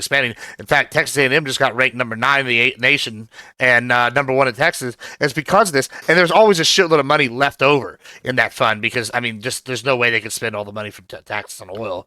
So I could see it working like similar to that. I think that's kind of what Norway does. They tax oil, and the oil goes to the like a sovereign wealth fund for each individual citizen. I mean, like so, there's ways it could be sold to me, but I'm a little concerned. But let's, JC, let me get your thoughts here. Sure. So I love to point out, just because it always surprises me, that I'm like 1-to-1 in agreement with Tyler here. Maybe a step further depending on like the margins. But to me, the role of the market is to innovate and to expand and to grow the like the quality of life and the all sorts of things like that. And the role of the government is to impose regulations on the market where necessary to prevent like runaway things like a monopoly, and to help prop up the losers of the capitalistic system in a way where they can at least have some sort of quality of life other than starving to death on the streets. So to me, any sort of government involvement in investiture is just like a non-starter. The government should, for exactly the reason Tyler laid out, the incentive structure there is just too fucked. With regards to the post office, that's actually something that I don't think should ever be privatized. The postal service, shipping things, mailing things, there needs to be a good to great degree of government oversight on what's getting shipped, where it's getting shipped, some security checks, x-rays, all of that. Like, I want the government involved in every process of that, because shipping is something that is so crucial to our both domestic and global economy that there needs to be, this is one of those instances where the government needs to be stepping in and regulating, and I am even, like I said, okay with them just controlling it outright. I don't think that the market needs to be competitive in every single aspect. I just think that when we start to say, okay, we can cede some of this to the government, or we can potentially cede all of this to the government, like I'm proposing with the post office, then we need to be able to explain why. Like, we don't have the private, I mean, I guess illegally, but at least in the United States, legally, we don't have a private market for militaries. Right. The United States military is the supreme armed forces body of the United States. There aren't like private companies that are investing in training soldiers, arming soldiers to compete with the United States Army. And that's a good thing. There actually are, though. Well, sure, there are, but For national defense? Yeah, we have the U.S. military has like. Well, I don't know about I was about to say they're not the U.S. military. Well, so the U.S. I know we have like some private security companies that you can hire. I'm just not. Yeah, I wouldn't. That's not a comparison point. Yeah, well, and the same with like these like dipshit militia groups too. Those are not, and they're not even trying to compete in the market. Well, no, there is no. Well, I mean, it's not like compete with the U.S. military. It's more like fill a niche. Like, for example, you mentioned training. Like, a lot of these companies, like, we'll use, what's the most controversial one? Like, Blackwater, right? They would go in there and hire former soldiers, or former high-level, like, policemen and other stuff. And then, a lot of companies like that, they'll get contracts for the U.S. military to train, like, the local militaries. Well, okay, you're misunderstanding what I'm saying. I'm saying that there is no market competition for who is going to be the United States' official armed forces body. That has been wholly ceded to the federal government. Yeah, I mean, And I would that's agree the with way that. it should. I don't want That's that what to be I'm private. saying is like I see like shipping and the protection of and the preservation of it, like a safe and secure shipping system is as important to me. It almost goes hand in hand with at times the military to the point where the federal government should be the only people that are dealing with that. We shouldn't have any sort of private competition in that because while innovation I think innovation can still happen in the same sense that it still does with the military. Developing technology for this government service isn't the same thing as competing with the government service. So, like when you're bringing up these security companies training soldiers, that's all well and good. I'm glad. I want the United States military to be the most powerful military in the world, which means I want them to have access to as much training and as much techniques, as much weaponry as like the world has available. But I definitely don't want Blackwater training an army to go head to head with the United States government in an open market where we actually get to like decide with a dollar who gets to be our military body. Well, you know, there's been times in history where private companies have had militaries on par with the US military. One of Yes, them, but the fact that you're saying times in history means that those were probably mistakes that were learned from. well, I don't know about that. Okay. Well, we're arguing for I can't argue with privatizing that. national defense now. I mean, well, Pepsi's one of them. Pepsi had like the third largest military in the world at one point because they bought, I don't know, about a shitload of old ships that are about to get scrapped. They're all military ships or some shit. Well, yeah, but that's like that that's doesn't really not count. I But was like gonna say, like the if one that's that all come- we've got, the one that comes to mind is now this is going to be debatable. If you were a fan and you held stock in this company or were a person that you loved this, it was the East India Trading Company comes to mind. They were basically conquering whole countries on their own for the British Empire. And like had like portions of the British Navy basically working for them as opposed Yeah, to but working directly for the crown. they were like mercenaries. Even that they was were state sort of supported, right? well, that so was- Right, yeah, but I mean, it they're still like was. a competitor kind of thing, though. This was sort of like Hessian mercenaries fighting with the Confederates, right? But that's hiring mercenaries as opposed to like a marketplace for a national like this is the thing is like the fact that you're bringing up all of these extraneous examples is just demonstrating like how incompatible the idea of like an open market and like a national defense body actually is we can't even find anything analogous in history because that's one of those things that we just go, well, of course the government gets to decide who the military is. I'm saying the government gets to decide how the post office and the postal system and the shipping system runs. It's the same level of importance. That's what I'm saying. Okay, I mean, like, I get it. I'm not Yeah.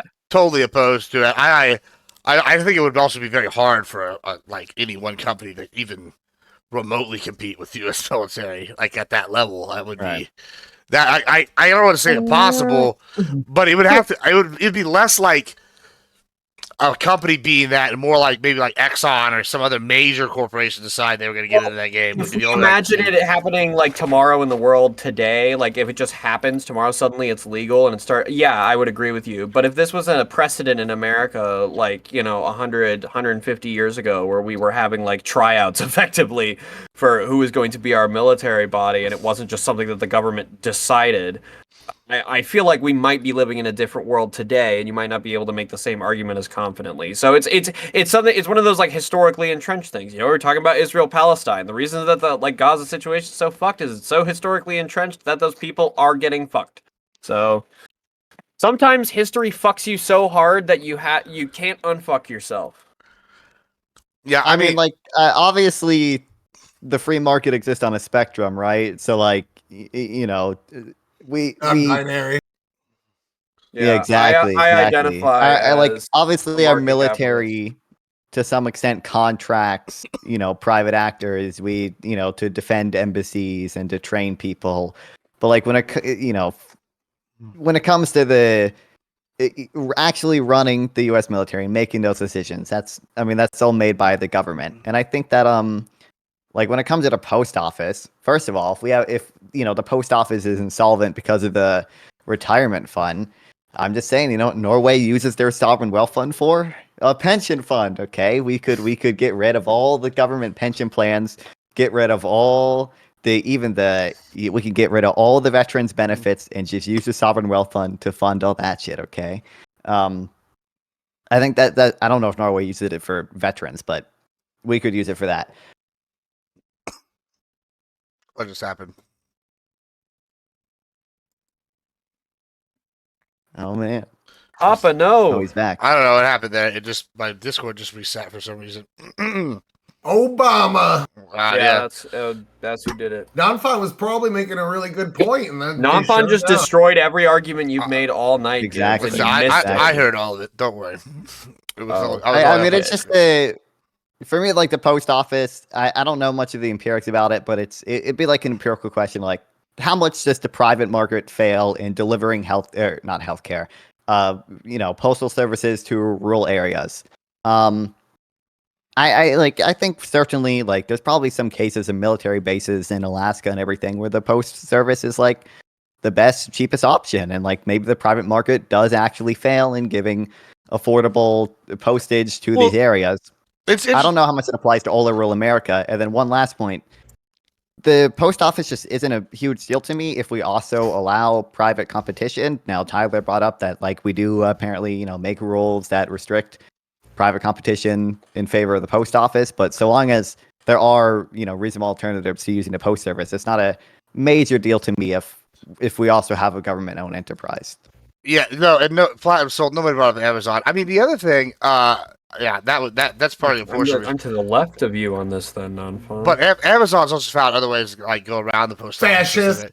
But I'm here's the biggest libertarian ever. Okay, I like kind of like it fall kind of the like this category where I would rather have the free market just handle it like on a lot of things, especially with like I think that's pretty obvious. I was arguing with iCal last night about the Great Pacific Garbage Patch. And he's like, oh well, what's the free market doing? And well, I sent him like links to like 3 different companies that are using like the plastic out there to build bricks. And they have little drone robots. He's like, well, we should incentivize this, and I'm like, no. Well, we shouldn't. We should just let the market take care of it because I feel like once you start incentivizing, and like that is a problem with the post office. But positive government intervention in the market is kind of rough for me. I like them slapping bad actors on the wrists more than I like them like saying. Now there are certain subsidies that obviously we can't exist without, like the way that our economy is kind of structured now. Like we need to subsidize certain things to stay afloat. I get that. Principally, I'm sort of against it. What about the CHIPS Act? What about it? I love the positive CHIPS Act, subsidies, especially the DEI in the CHIPS Act. I actually only like the CHIPS Act. I was gonna say I only liked the DEI part of the CHIPS Act. So I didn't like the subsidization, but the DEI part, that was actually why I supported it. The part where they specifically said that helicopter pilots have to be female. There's a lot of like things that I think the free market fails in, simply because like people don't want to like even if there's people innovating and investing in how to clean up trash in the ocean, there's just no incentive for people to use their own money and to like clean up the ocean for everyone, because it's a private cost and a public benefit, and even if they benefit, they like to some extent it's not priced in because the whole of society benefits, and we should try to price that in via a subsidy, right? So I think like that's the reason. And also if you just look at like charity as a percent of GDP, it's always been about 2%.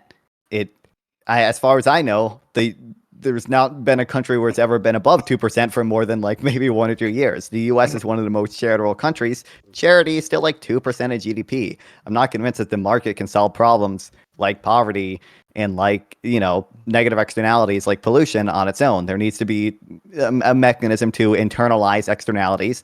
That includes taxing things that are negative externalities and subsidizing things that are positive externalities, like cleaning up garbage patches, because it's a public benefit and a private cost. And that's just not a good, that throws the market into disequilibrium. For real, I see what you're saying. Read Why Nations Fail. Like the positive economic institutions are literally exactly what he's talking about, investing in these things, investing in incentives. Like we give $600 million a year to Cold Fusion, not because we have it, not because it's like doing anything, but if we can achieve that shit, that's like the fucking like what the mecca, the holy grail of energy. So it's good to have that sort of market intervention and good things that can move us forward. That's how we got about all the green energy advances. Well, speaking Well, of as someone who looked into cold fusion after the fucking Fallout show, because I was like, oh damn, how close is this? We're like so far away. I think it's a waste of money. I'm with Doge on this one. Well, it's interesting we're with Doge because guess what? I feel like there's a perfect segue here in this last 15 minutes. Oh no! To talk about something. What do we think about USA being cut, and then the revelation that millions of dollars are going to news agencies like Politico and CBS, and I think there's one more. What do we think about this? Thoughts? Fascism. Yeah. Okay. Okay, I'm no lawyer. Okay, I just watched the WIC panel. Okay, and like I don't know. Did you feel like you learned? Did you feel like you learned a lot from it? No. So I like, learned that Pisco doesn't accept friend requeps. For real. I bet he'd accept my friend request. He probably would. You're cooler than me. Accurate. What was I gonna say? Oh, so like when I don't know when people say like I don't know what authority a special government employee has, but you know, obviously it's not legal for a president to unilaterally shut down an agency. I don't even if the funding is, you know, meant to be not indefinite or whatever. I think like the way that Trump is going about these things just is way too chaotic, even if I agree with the end goal. I don't think you should be sending out I don't think you should be doing things where you don't know what the effect of them even is, and you don't know what the legality of them even is. I mean, unless like I'll add like there are nuanced cases where like maybe it's okay to do something legally questionable because you want to like force the issue to be held in a court. Maybe that is acceptable sometimes. I think I haven't done a ton of reading on it. I think USAID is probably a good thing for the America soft power. I'm not convinced that it's entirely wasteful. A lot of this stuff is going to like fucking poor African nations where people have malaria. I'm fine tossing them 1% of GDP, less than one. It's not 1% of GDP. It's less than 1% of the federal government budget. Like, it's just not a huge deal to me for the amount of lives it saves and for the amount of goodwill it probably builds up. So what about specifically though? Stuff that USA is given, like that's not given, like the other countries, like what's going, like the Politico, for example, and because Doghouse tried to paint this picture last night, and I wasn't as researched as I am today, where it's like, oh, they all paying $1,000 for one computer program, and there's 170 employees, and so if they have to get two of these different things from Politico, that's $2,000 per. Well, that's I don't know, $340,000 right there. And then I look today, and it's like $8 million to Politico. It's like million. Well, that seems sus to me personally. Like, do y'all find? I mean, and then also there's links to what CBS and some. I think there was another one I saw. Like, well, okay, if it's USA that's supposed to be going to other countries, why are we giving money? Isn't that an embezzlement? Like that's CBC. Yeah, the BBC. Okay, well, this BBC's overseas. I could maybe figure out something there. But like, why are we giving money to these news organizations through USA? I'll answer your question for Politico. Go ahead, Nanpan. No, go ahead, because you're probably about to say what I just learned. Go ahead. I forget exactly what I think. The political thing is just like what the congressmen's like campaign offices like use to like report on bills or something. JC might know more than me, but Politico Pro is like a subscription news content like service that they use. And the money that they're getting from USAID is government agencies subscribing to Politico Pro. So if you have an issue with the government getting like premium news subscriptions, like spending funding on premium news subscriptions, maybe take an issue with premium news subscriptions. Fuck you, Washington Post. I want to read more than 2 articles a week. Are they doing it with Fox News Plus too? Huh? I don't know. That would be the question. If they're doing it with like every streaming service, they're saying get your news where you want. If they're funneling them into certain news outlets, it's a scam. This isn't funneling. And like I'm gonna be real, I wouldn't be this up in arms if they were only subscribed to Fox News Plus and not Politico Pro. I'm just asking questions. It would be a premium. Yeah, I know, but you're just engaging in the same fucking fallacy that forms the foundation of like every argument that you make. I didn't do any research. Oh, shut up. I didn't do any research on this, so I'm kind of just like out of the loop on it. So that's why I'm asking. Like, is it? I think we need more investigation. I don't think we've seen enough. But in terms of like what you were asking though, Gibbs, like I don't think Trump legally, he said this with the Department of Education, he doesn't think he can shut it down without Congress and the union, teachers unions backing him, and he won't get either of those probably. So chances are this is a stalling tactic to get his people, trusted people that are over here doing X, Y, and Z. I know, right?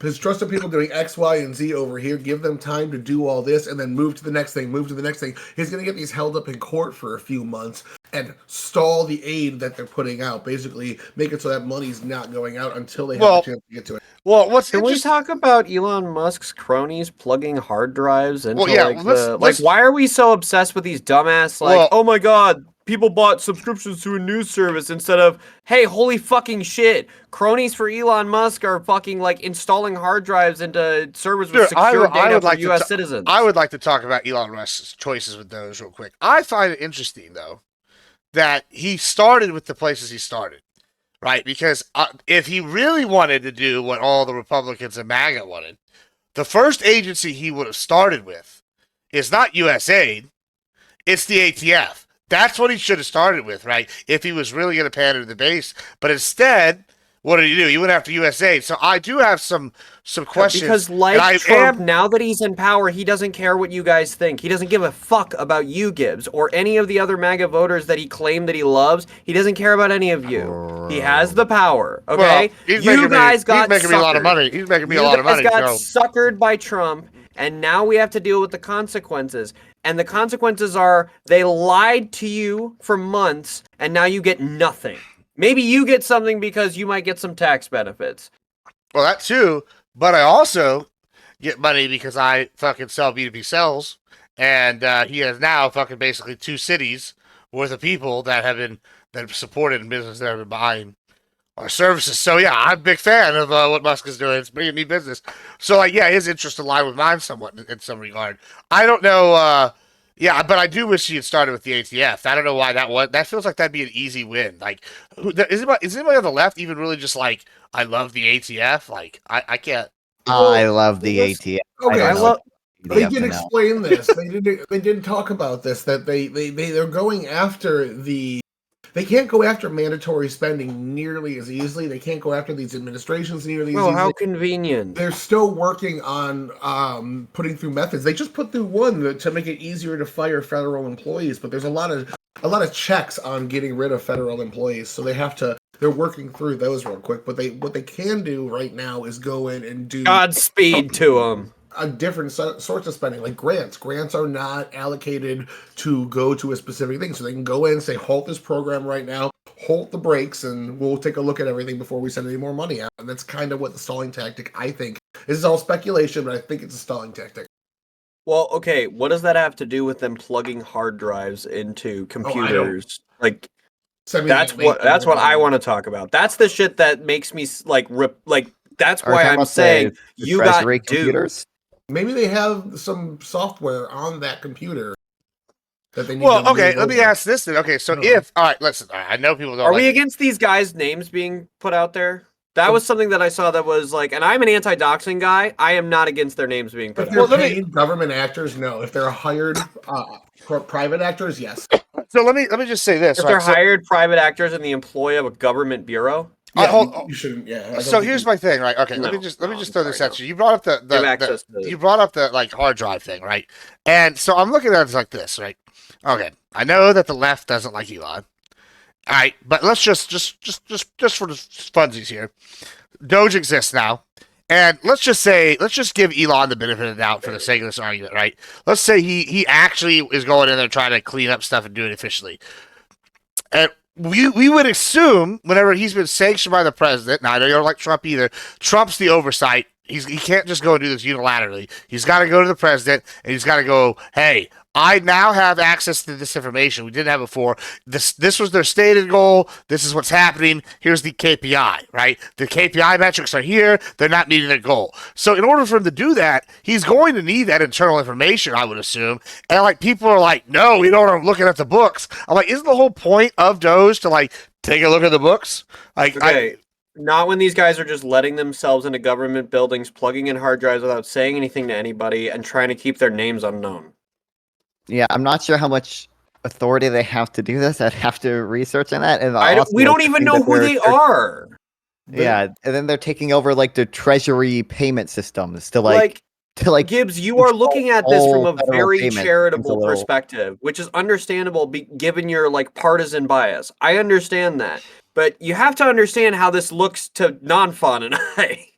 It looks like Elon, who I assume agree is sort of acting like an unelected oligarch, is utilizing his government position for insane personal enrichment and benefit, is now deploying personal lackeys into government buildings that he has access to by virtue of his relationship to the president and accessing secure information of United States citizens for dubious reasons. So now I want you. So everything you just said, I want you to like really revel in that feeling for a second. Put a blue D hold in on. front of that and tell me you wouldn't disagree. Hold on, with just I want you to like suck in that feeling.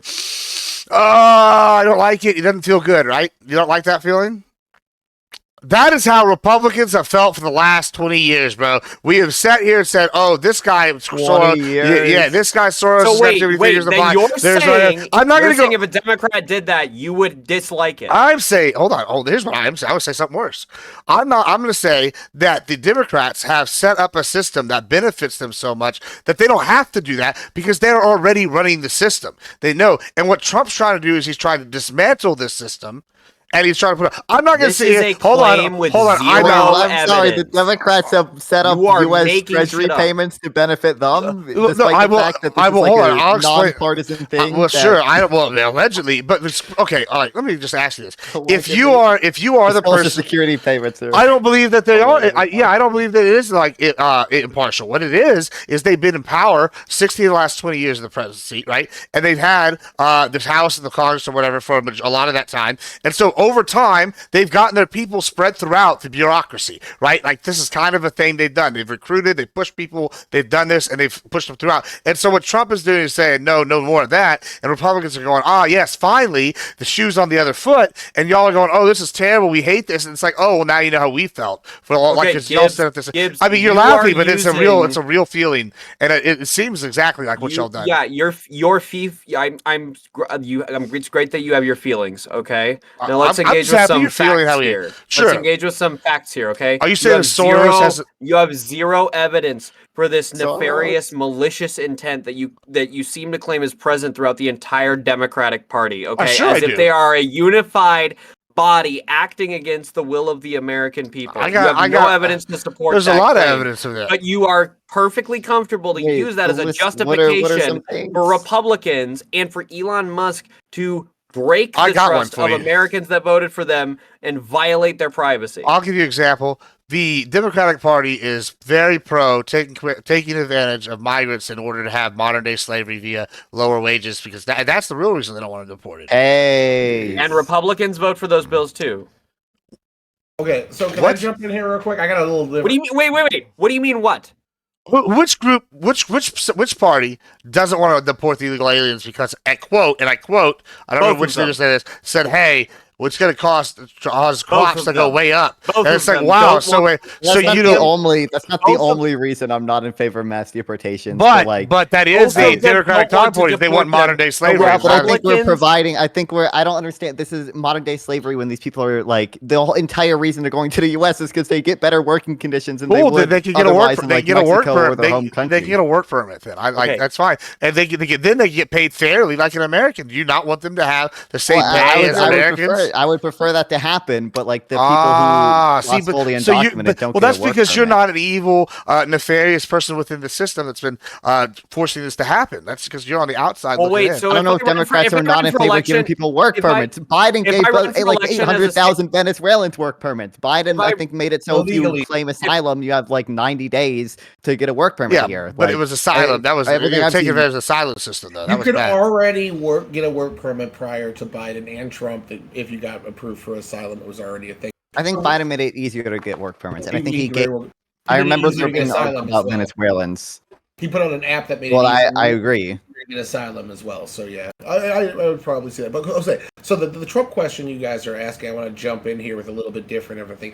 Trump ran with Musk, and if you watch the sales pitch, and I'm paraphrasing because Trump is a terrible communicator. But his sales pitch was this guy made himself successful, went into failing businesses, turned them around, extremely complex one with rockets and fucking hybrid cars, and made them all $billion ventures.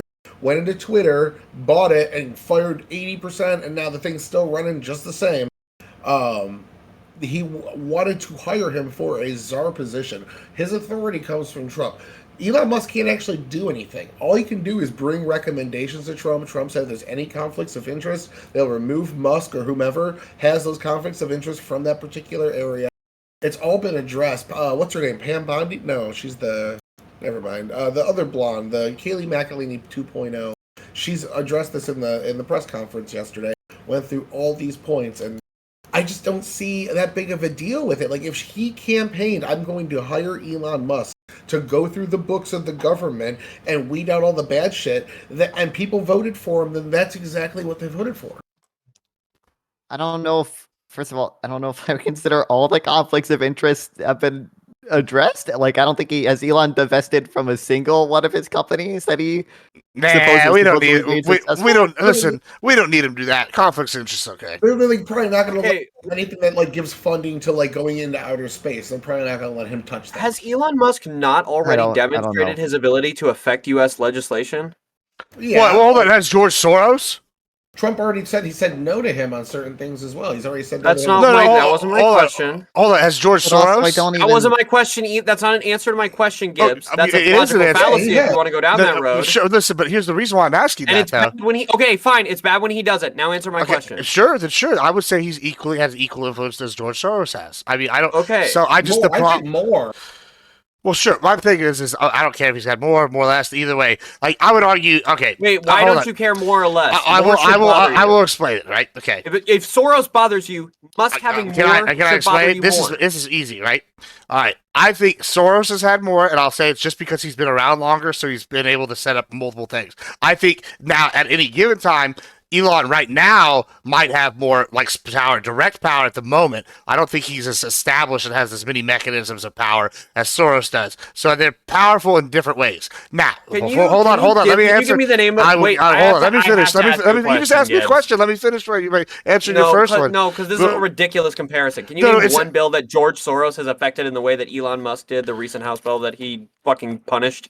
Sure. I mean, off the top of my head, no. But I'm sure that I can find one if you gave me like 5 minutes. Okay, here. when you find one, let me But know. hold on, let me finish what I'm saying though. Is I think there's different mechanisms of power. One, and so they're powerful in different ways.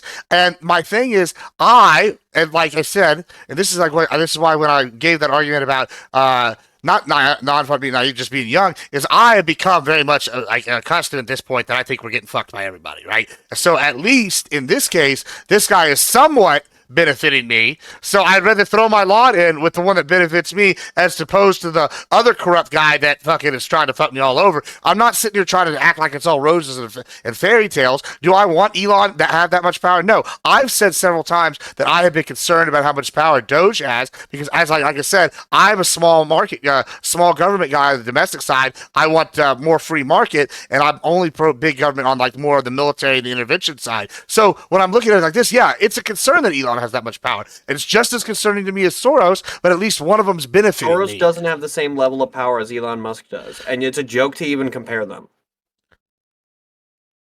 I'd say he has less. Okay, so real quick, Soros versus Elon Musk, why is it different? Musk stood next to Donald Trump on the stage, and Donald Trump said, I'm bringing this guy in to go line by line through the books. Here's a list of projects. I'll post it in the group George chat. Soros. But George yeah, Soros, okay, though, so has wait, never wait, been I don't mentioned. disagree with this point, but I think, like, first of all, I think like a lot of Americans are anti-establishment, so they voted like in an anti-establishment person on anti-establishment rhetoric, saying we're going to bring in a billionaire who made other things other companies successful to try to make the government efficient. I don't know if they thought that entailed doing what Musk is doing to like the Treasury payment system and unilaterally trying to shut down executive agencies. I don't know how much Americans even understand the scope of the executive branch's authority, but I just don't think it's a great thing. I think Americans voted for I mean, some Americans have certainly voted for Donald Trump because they thought he would do tariffs. I don't think that makes tariffs good. Like, Well, let Okay, me. Gibbs. What I specifically asked you for, because I don't think either of the things you posted so far. I mean, I would meet say the what I second asked one. for. The second one even What I needs it asked further. for was was any piece of legislation on the House floor that George Soros individually affected in the same way, to the same extent that Elon Musk affected this recent So House floor. I could give you a great example, and it's real Okay. simple, and it's in the second article. He owns 40% of all radio stations. Okay, this has nothing Hold to on, do with let him me finish. affecting a piece I know of you don't legislation. think it does, but here's what I'm saying. Anytime he doesn't want a piece of Listen to legislation, Mike. yeah, listen, Conspiracy. it's not a conspiracy. I mean, this is how businesses work in general: is you tell them what you want them to do. So anytime he doesn't want legislation passed, he tells all 40% of these markets that he owns, "Hey, push this agenda. It's what I want." And guess what? They do it. I don't know why you even would debate that point. Like, that's what businesses and do. that's more meaningful than Twitter. Because- Elon Musk owning Twitter. Yeah, which he just bought recently. I don't know if it's quantifiable. So what George Soros Are you does, critical of Elon Musk's acquisition of Twitter then? No, I don't care. I also don't care Well, that, then that shut up Soros about did George this. Soros. No, but but you're not getting my point. My point is that they're the same. No, you're being bad faith here because what you're doing is they're the No, exact. they're not. They're Hold on, exactly hold the on. same. I think I both know- are bad. You're being. You like one because of your exa- bias. That's exactly what I told you, straight up. Okay, I don't know but what you you're don't- arguing about. Like, I literally said that. that's stupid. Well, no, it's actually intelligent. At least I'm honest. I'm You're saying they're both. unprincipled. I'm- That's no, bad. I'm the only principled one because I'm sitting here willing to admit that You're I'm always right. looking out for myself. Like, I don't know why. Hold on. You're back and You don't think George Wait, Soros? but if you were, I'm saying the facts of the world, the facts of reality clash with your position that you only look There out you for go. yourself. Elon Musk is by definition violating your rights of privacy as a United States citizen. He isn't looking out for you, so how could you look out for yourself by being biased towards him? You Well, don't- and okay, so what? Facebook's doing the same thing. Hold on. So is Instagram. hold on, So is hold on, Twitter. Hold on. I Time out. Wait, Chelsea, look it up. I can help. I can help. What not. Gibbs is saying is correct. You don't think George Soros, the number one donor for the single donor for the Democratic Party, can only make one phone call and kill any bill? He Yeah, I don't, absolutely no. can. I don't. Absolutely can. It's I am ludicrous. the Let's see him number one funder. Let's see him do it.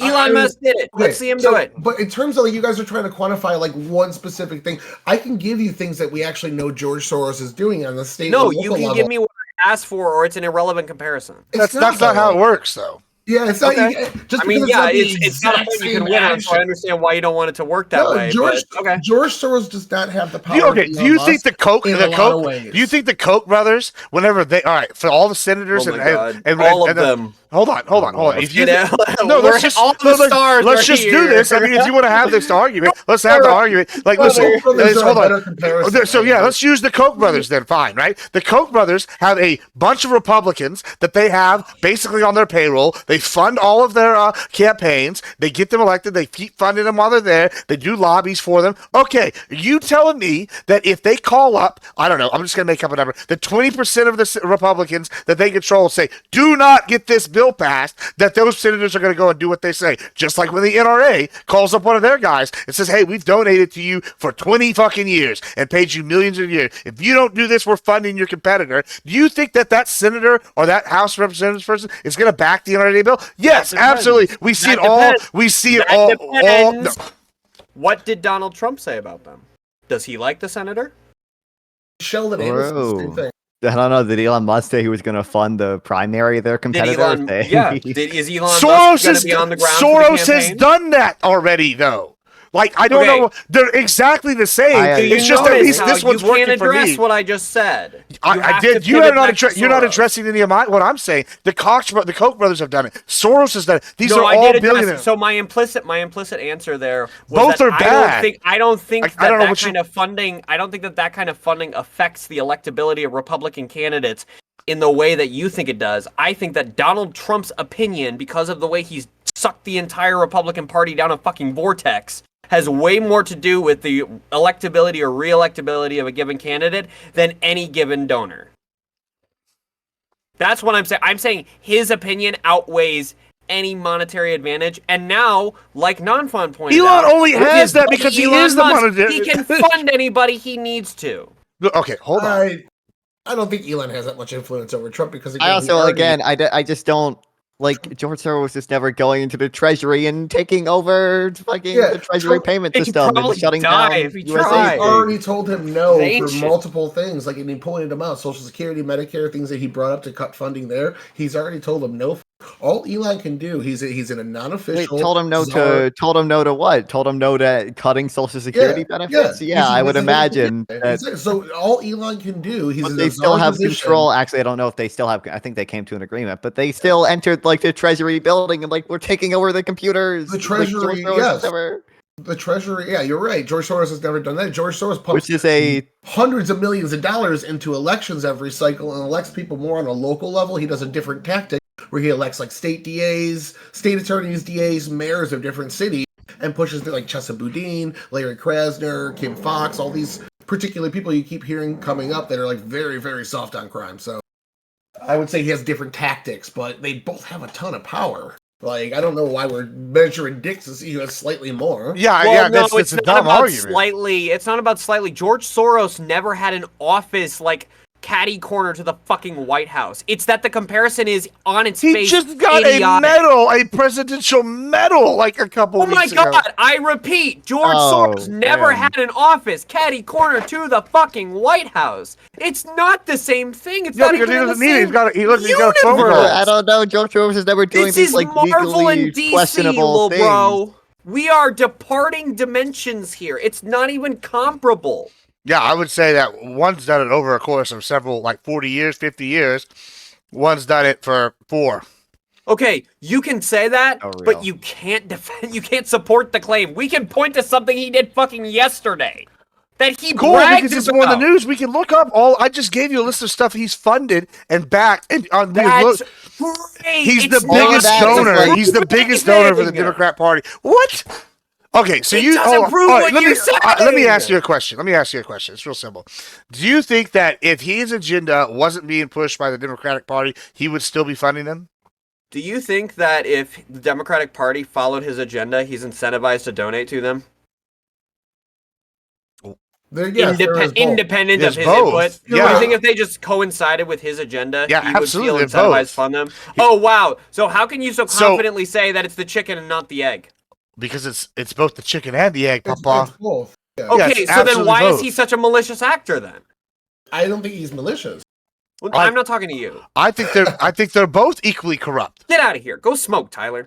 They're It's both equally corrupt. corrupt to like fund primaries and state DAs as it is to Listen, create a like kidding, I for love you, to I- create I a thi- position in government for Okay, someone who I'm- hasn't divested from their agencies for to then go in to try to unilaterally shut down executive agencies and freeze funding for all these. the like, only difference is the chosen system. Soros wants to be doing it behind the scenes where he has plausible deniability. Elon doesn't give a shit. There's no difference to me fundamentally, and the big difference is one is my values at least align with money. The money aligns with mine. So it's like y'all are going, oh, this one's terrible, the other one's meh, and I'm going. Bro, it's the exact same thing. At least this one's got my back money wise. Yeah, I don't know, why that's even a controversial topic. Well, because I'm against oligarchical corruption. If what you're saying about George Soros if what you're saying is all true, I would be as mad, if not more, depending on the circumstance, as I am with Elon Musk. The problem is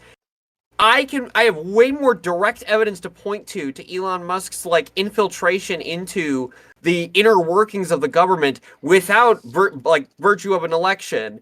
And you can gesture to things that George Soros has funded that coincide with his personal interests and positions, but you are imposing a link between like some malicious intent to fuck the American people by the Democratic Party and him coercing them into doing that. That's the part that I'm taking issue with. Whereas I can point to I'll give you an example right now. I got one. Hungary just passed a law directly in opposition called the Stop Soros Law. because what he's funded is so many different things, like specifically illegal immigration. This is because this is what he's been doing worldwide. So They it's, proposed specifically by named him. Senator Nick Fuentes.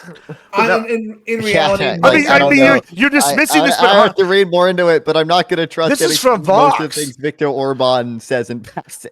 most, I don't know. most of I don't those know if illegal Orban is immigrants the- are actually refugees that they're relocating. That's the actual role of those NGOs. Bro, Yeah. base. By the way, I have to go relatively soon. Yeah, well, let's just I don't wrap it know up how here. much you- Let's give All right. closings here. Go ahead. You go start it off. Not fine. Thought not. Okay. Yeah. Not fine. Oh, geez, we talked about non-fawn Yeah. or non-fan or non-fron. It gets confused a lot. Good lord. We talked about a lot of stuff. Okay, I think we started. I think basically, here's what I'll say. I think basically everything Trump is doing, foreign policy wise, is diminishing the U.S.'s soft power. So tariffing our allies rather than trying to cooperate with them against China, trying to take over the Gaza Strip without, instead of trying to at least, although to be fair, his press secretary cleared things up a little bit. Tyler mentioned, having like Arab countries invest in the Gaza Strip or try to build towards a two-state solution that the Arab states would be proud with or happy with and willing to work with the U.S. and Israel in the future. I think most of the things that him and Elon are doing are gearing up to, are expanding the authority of the executive branch and possibly gearing up to eventually just ignore a court order, trying to unilaterally change the definition of the 14th Amendment, trying to fire inspector generals without the notification that Congress, at least legally questionable to say the least, Congress wants. Doing things like, free that OBM spending freeze, or then revoking the memo, but not necessarily the policy behind it, which the judge said was just an attempt to avoid judicial review. We'll see where all these things that end up. Oh, and the Elon Musk is, his team doing legally disputable things with U.S. aid and with the Treasury Department's, payment processing computers or whatever. I think all those things are trying to expand the authority of the executive branch and possibly gearing up to just ignore the order of a court, at which point we, if the Supreme Court ends up backing down after that, we're living in Hungary, we're living in a partially free state, no longer like a liberal democracy, flawed democracy state. I think it's like how Freedom House maps it. I think all those things are bad. If you like what I have to say, or you hate me, go to Nonfon on YouTube, NONFON. I stream, and there's a lot of debates up there, some of them with Gibbs and Tyler in them, and JC, I think, is in a few. And Twitch, NonFun420, Kick NonFun420. Go check me out. Fantastic. Thank you so much. JC. Yeah. So, as the American imperialist, I'm totally fine with the exercising of American hard power to promote liberal Western values, if it's done with care and precision and intentionality. And Donald Trump is not doing that. So he's going to just kind of like say whatever. He's going to point at random territory, throw darts at a territory on a map and say, I'm going to say I want that on Twitter today. He's going to blunder us closer and closer to collapse and probably eventual destruction. I'm the big JC. I don't stream, but I'm supposed to. And I play League of Legends when I do stream. Yeah, hell yeah. And Tyler.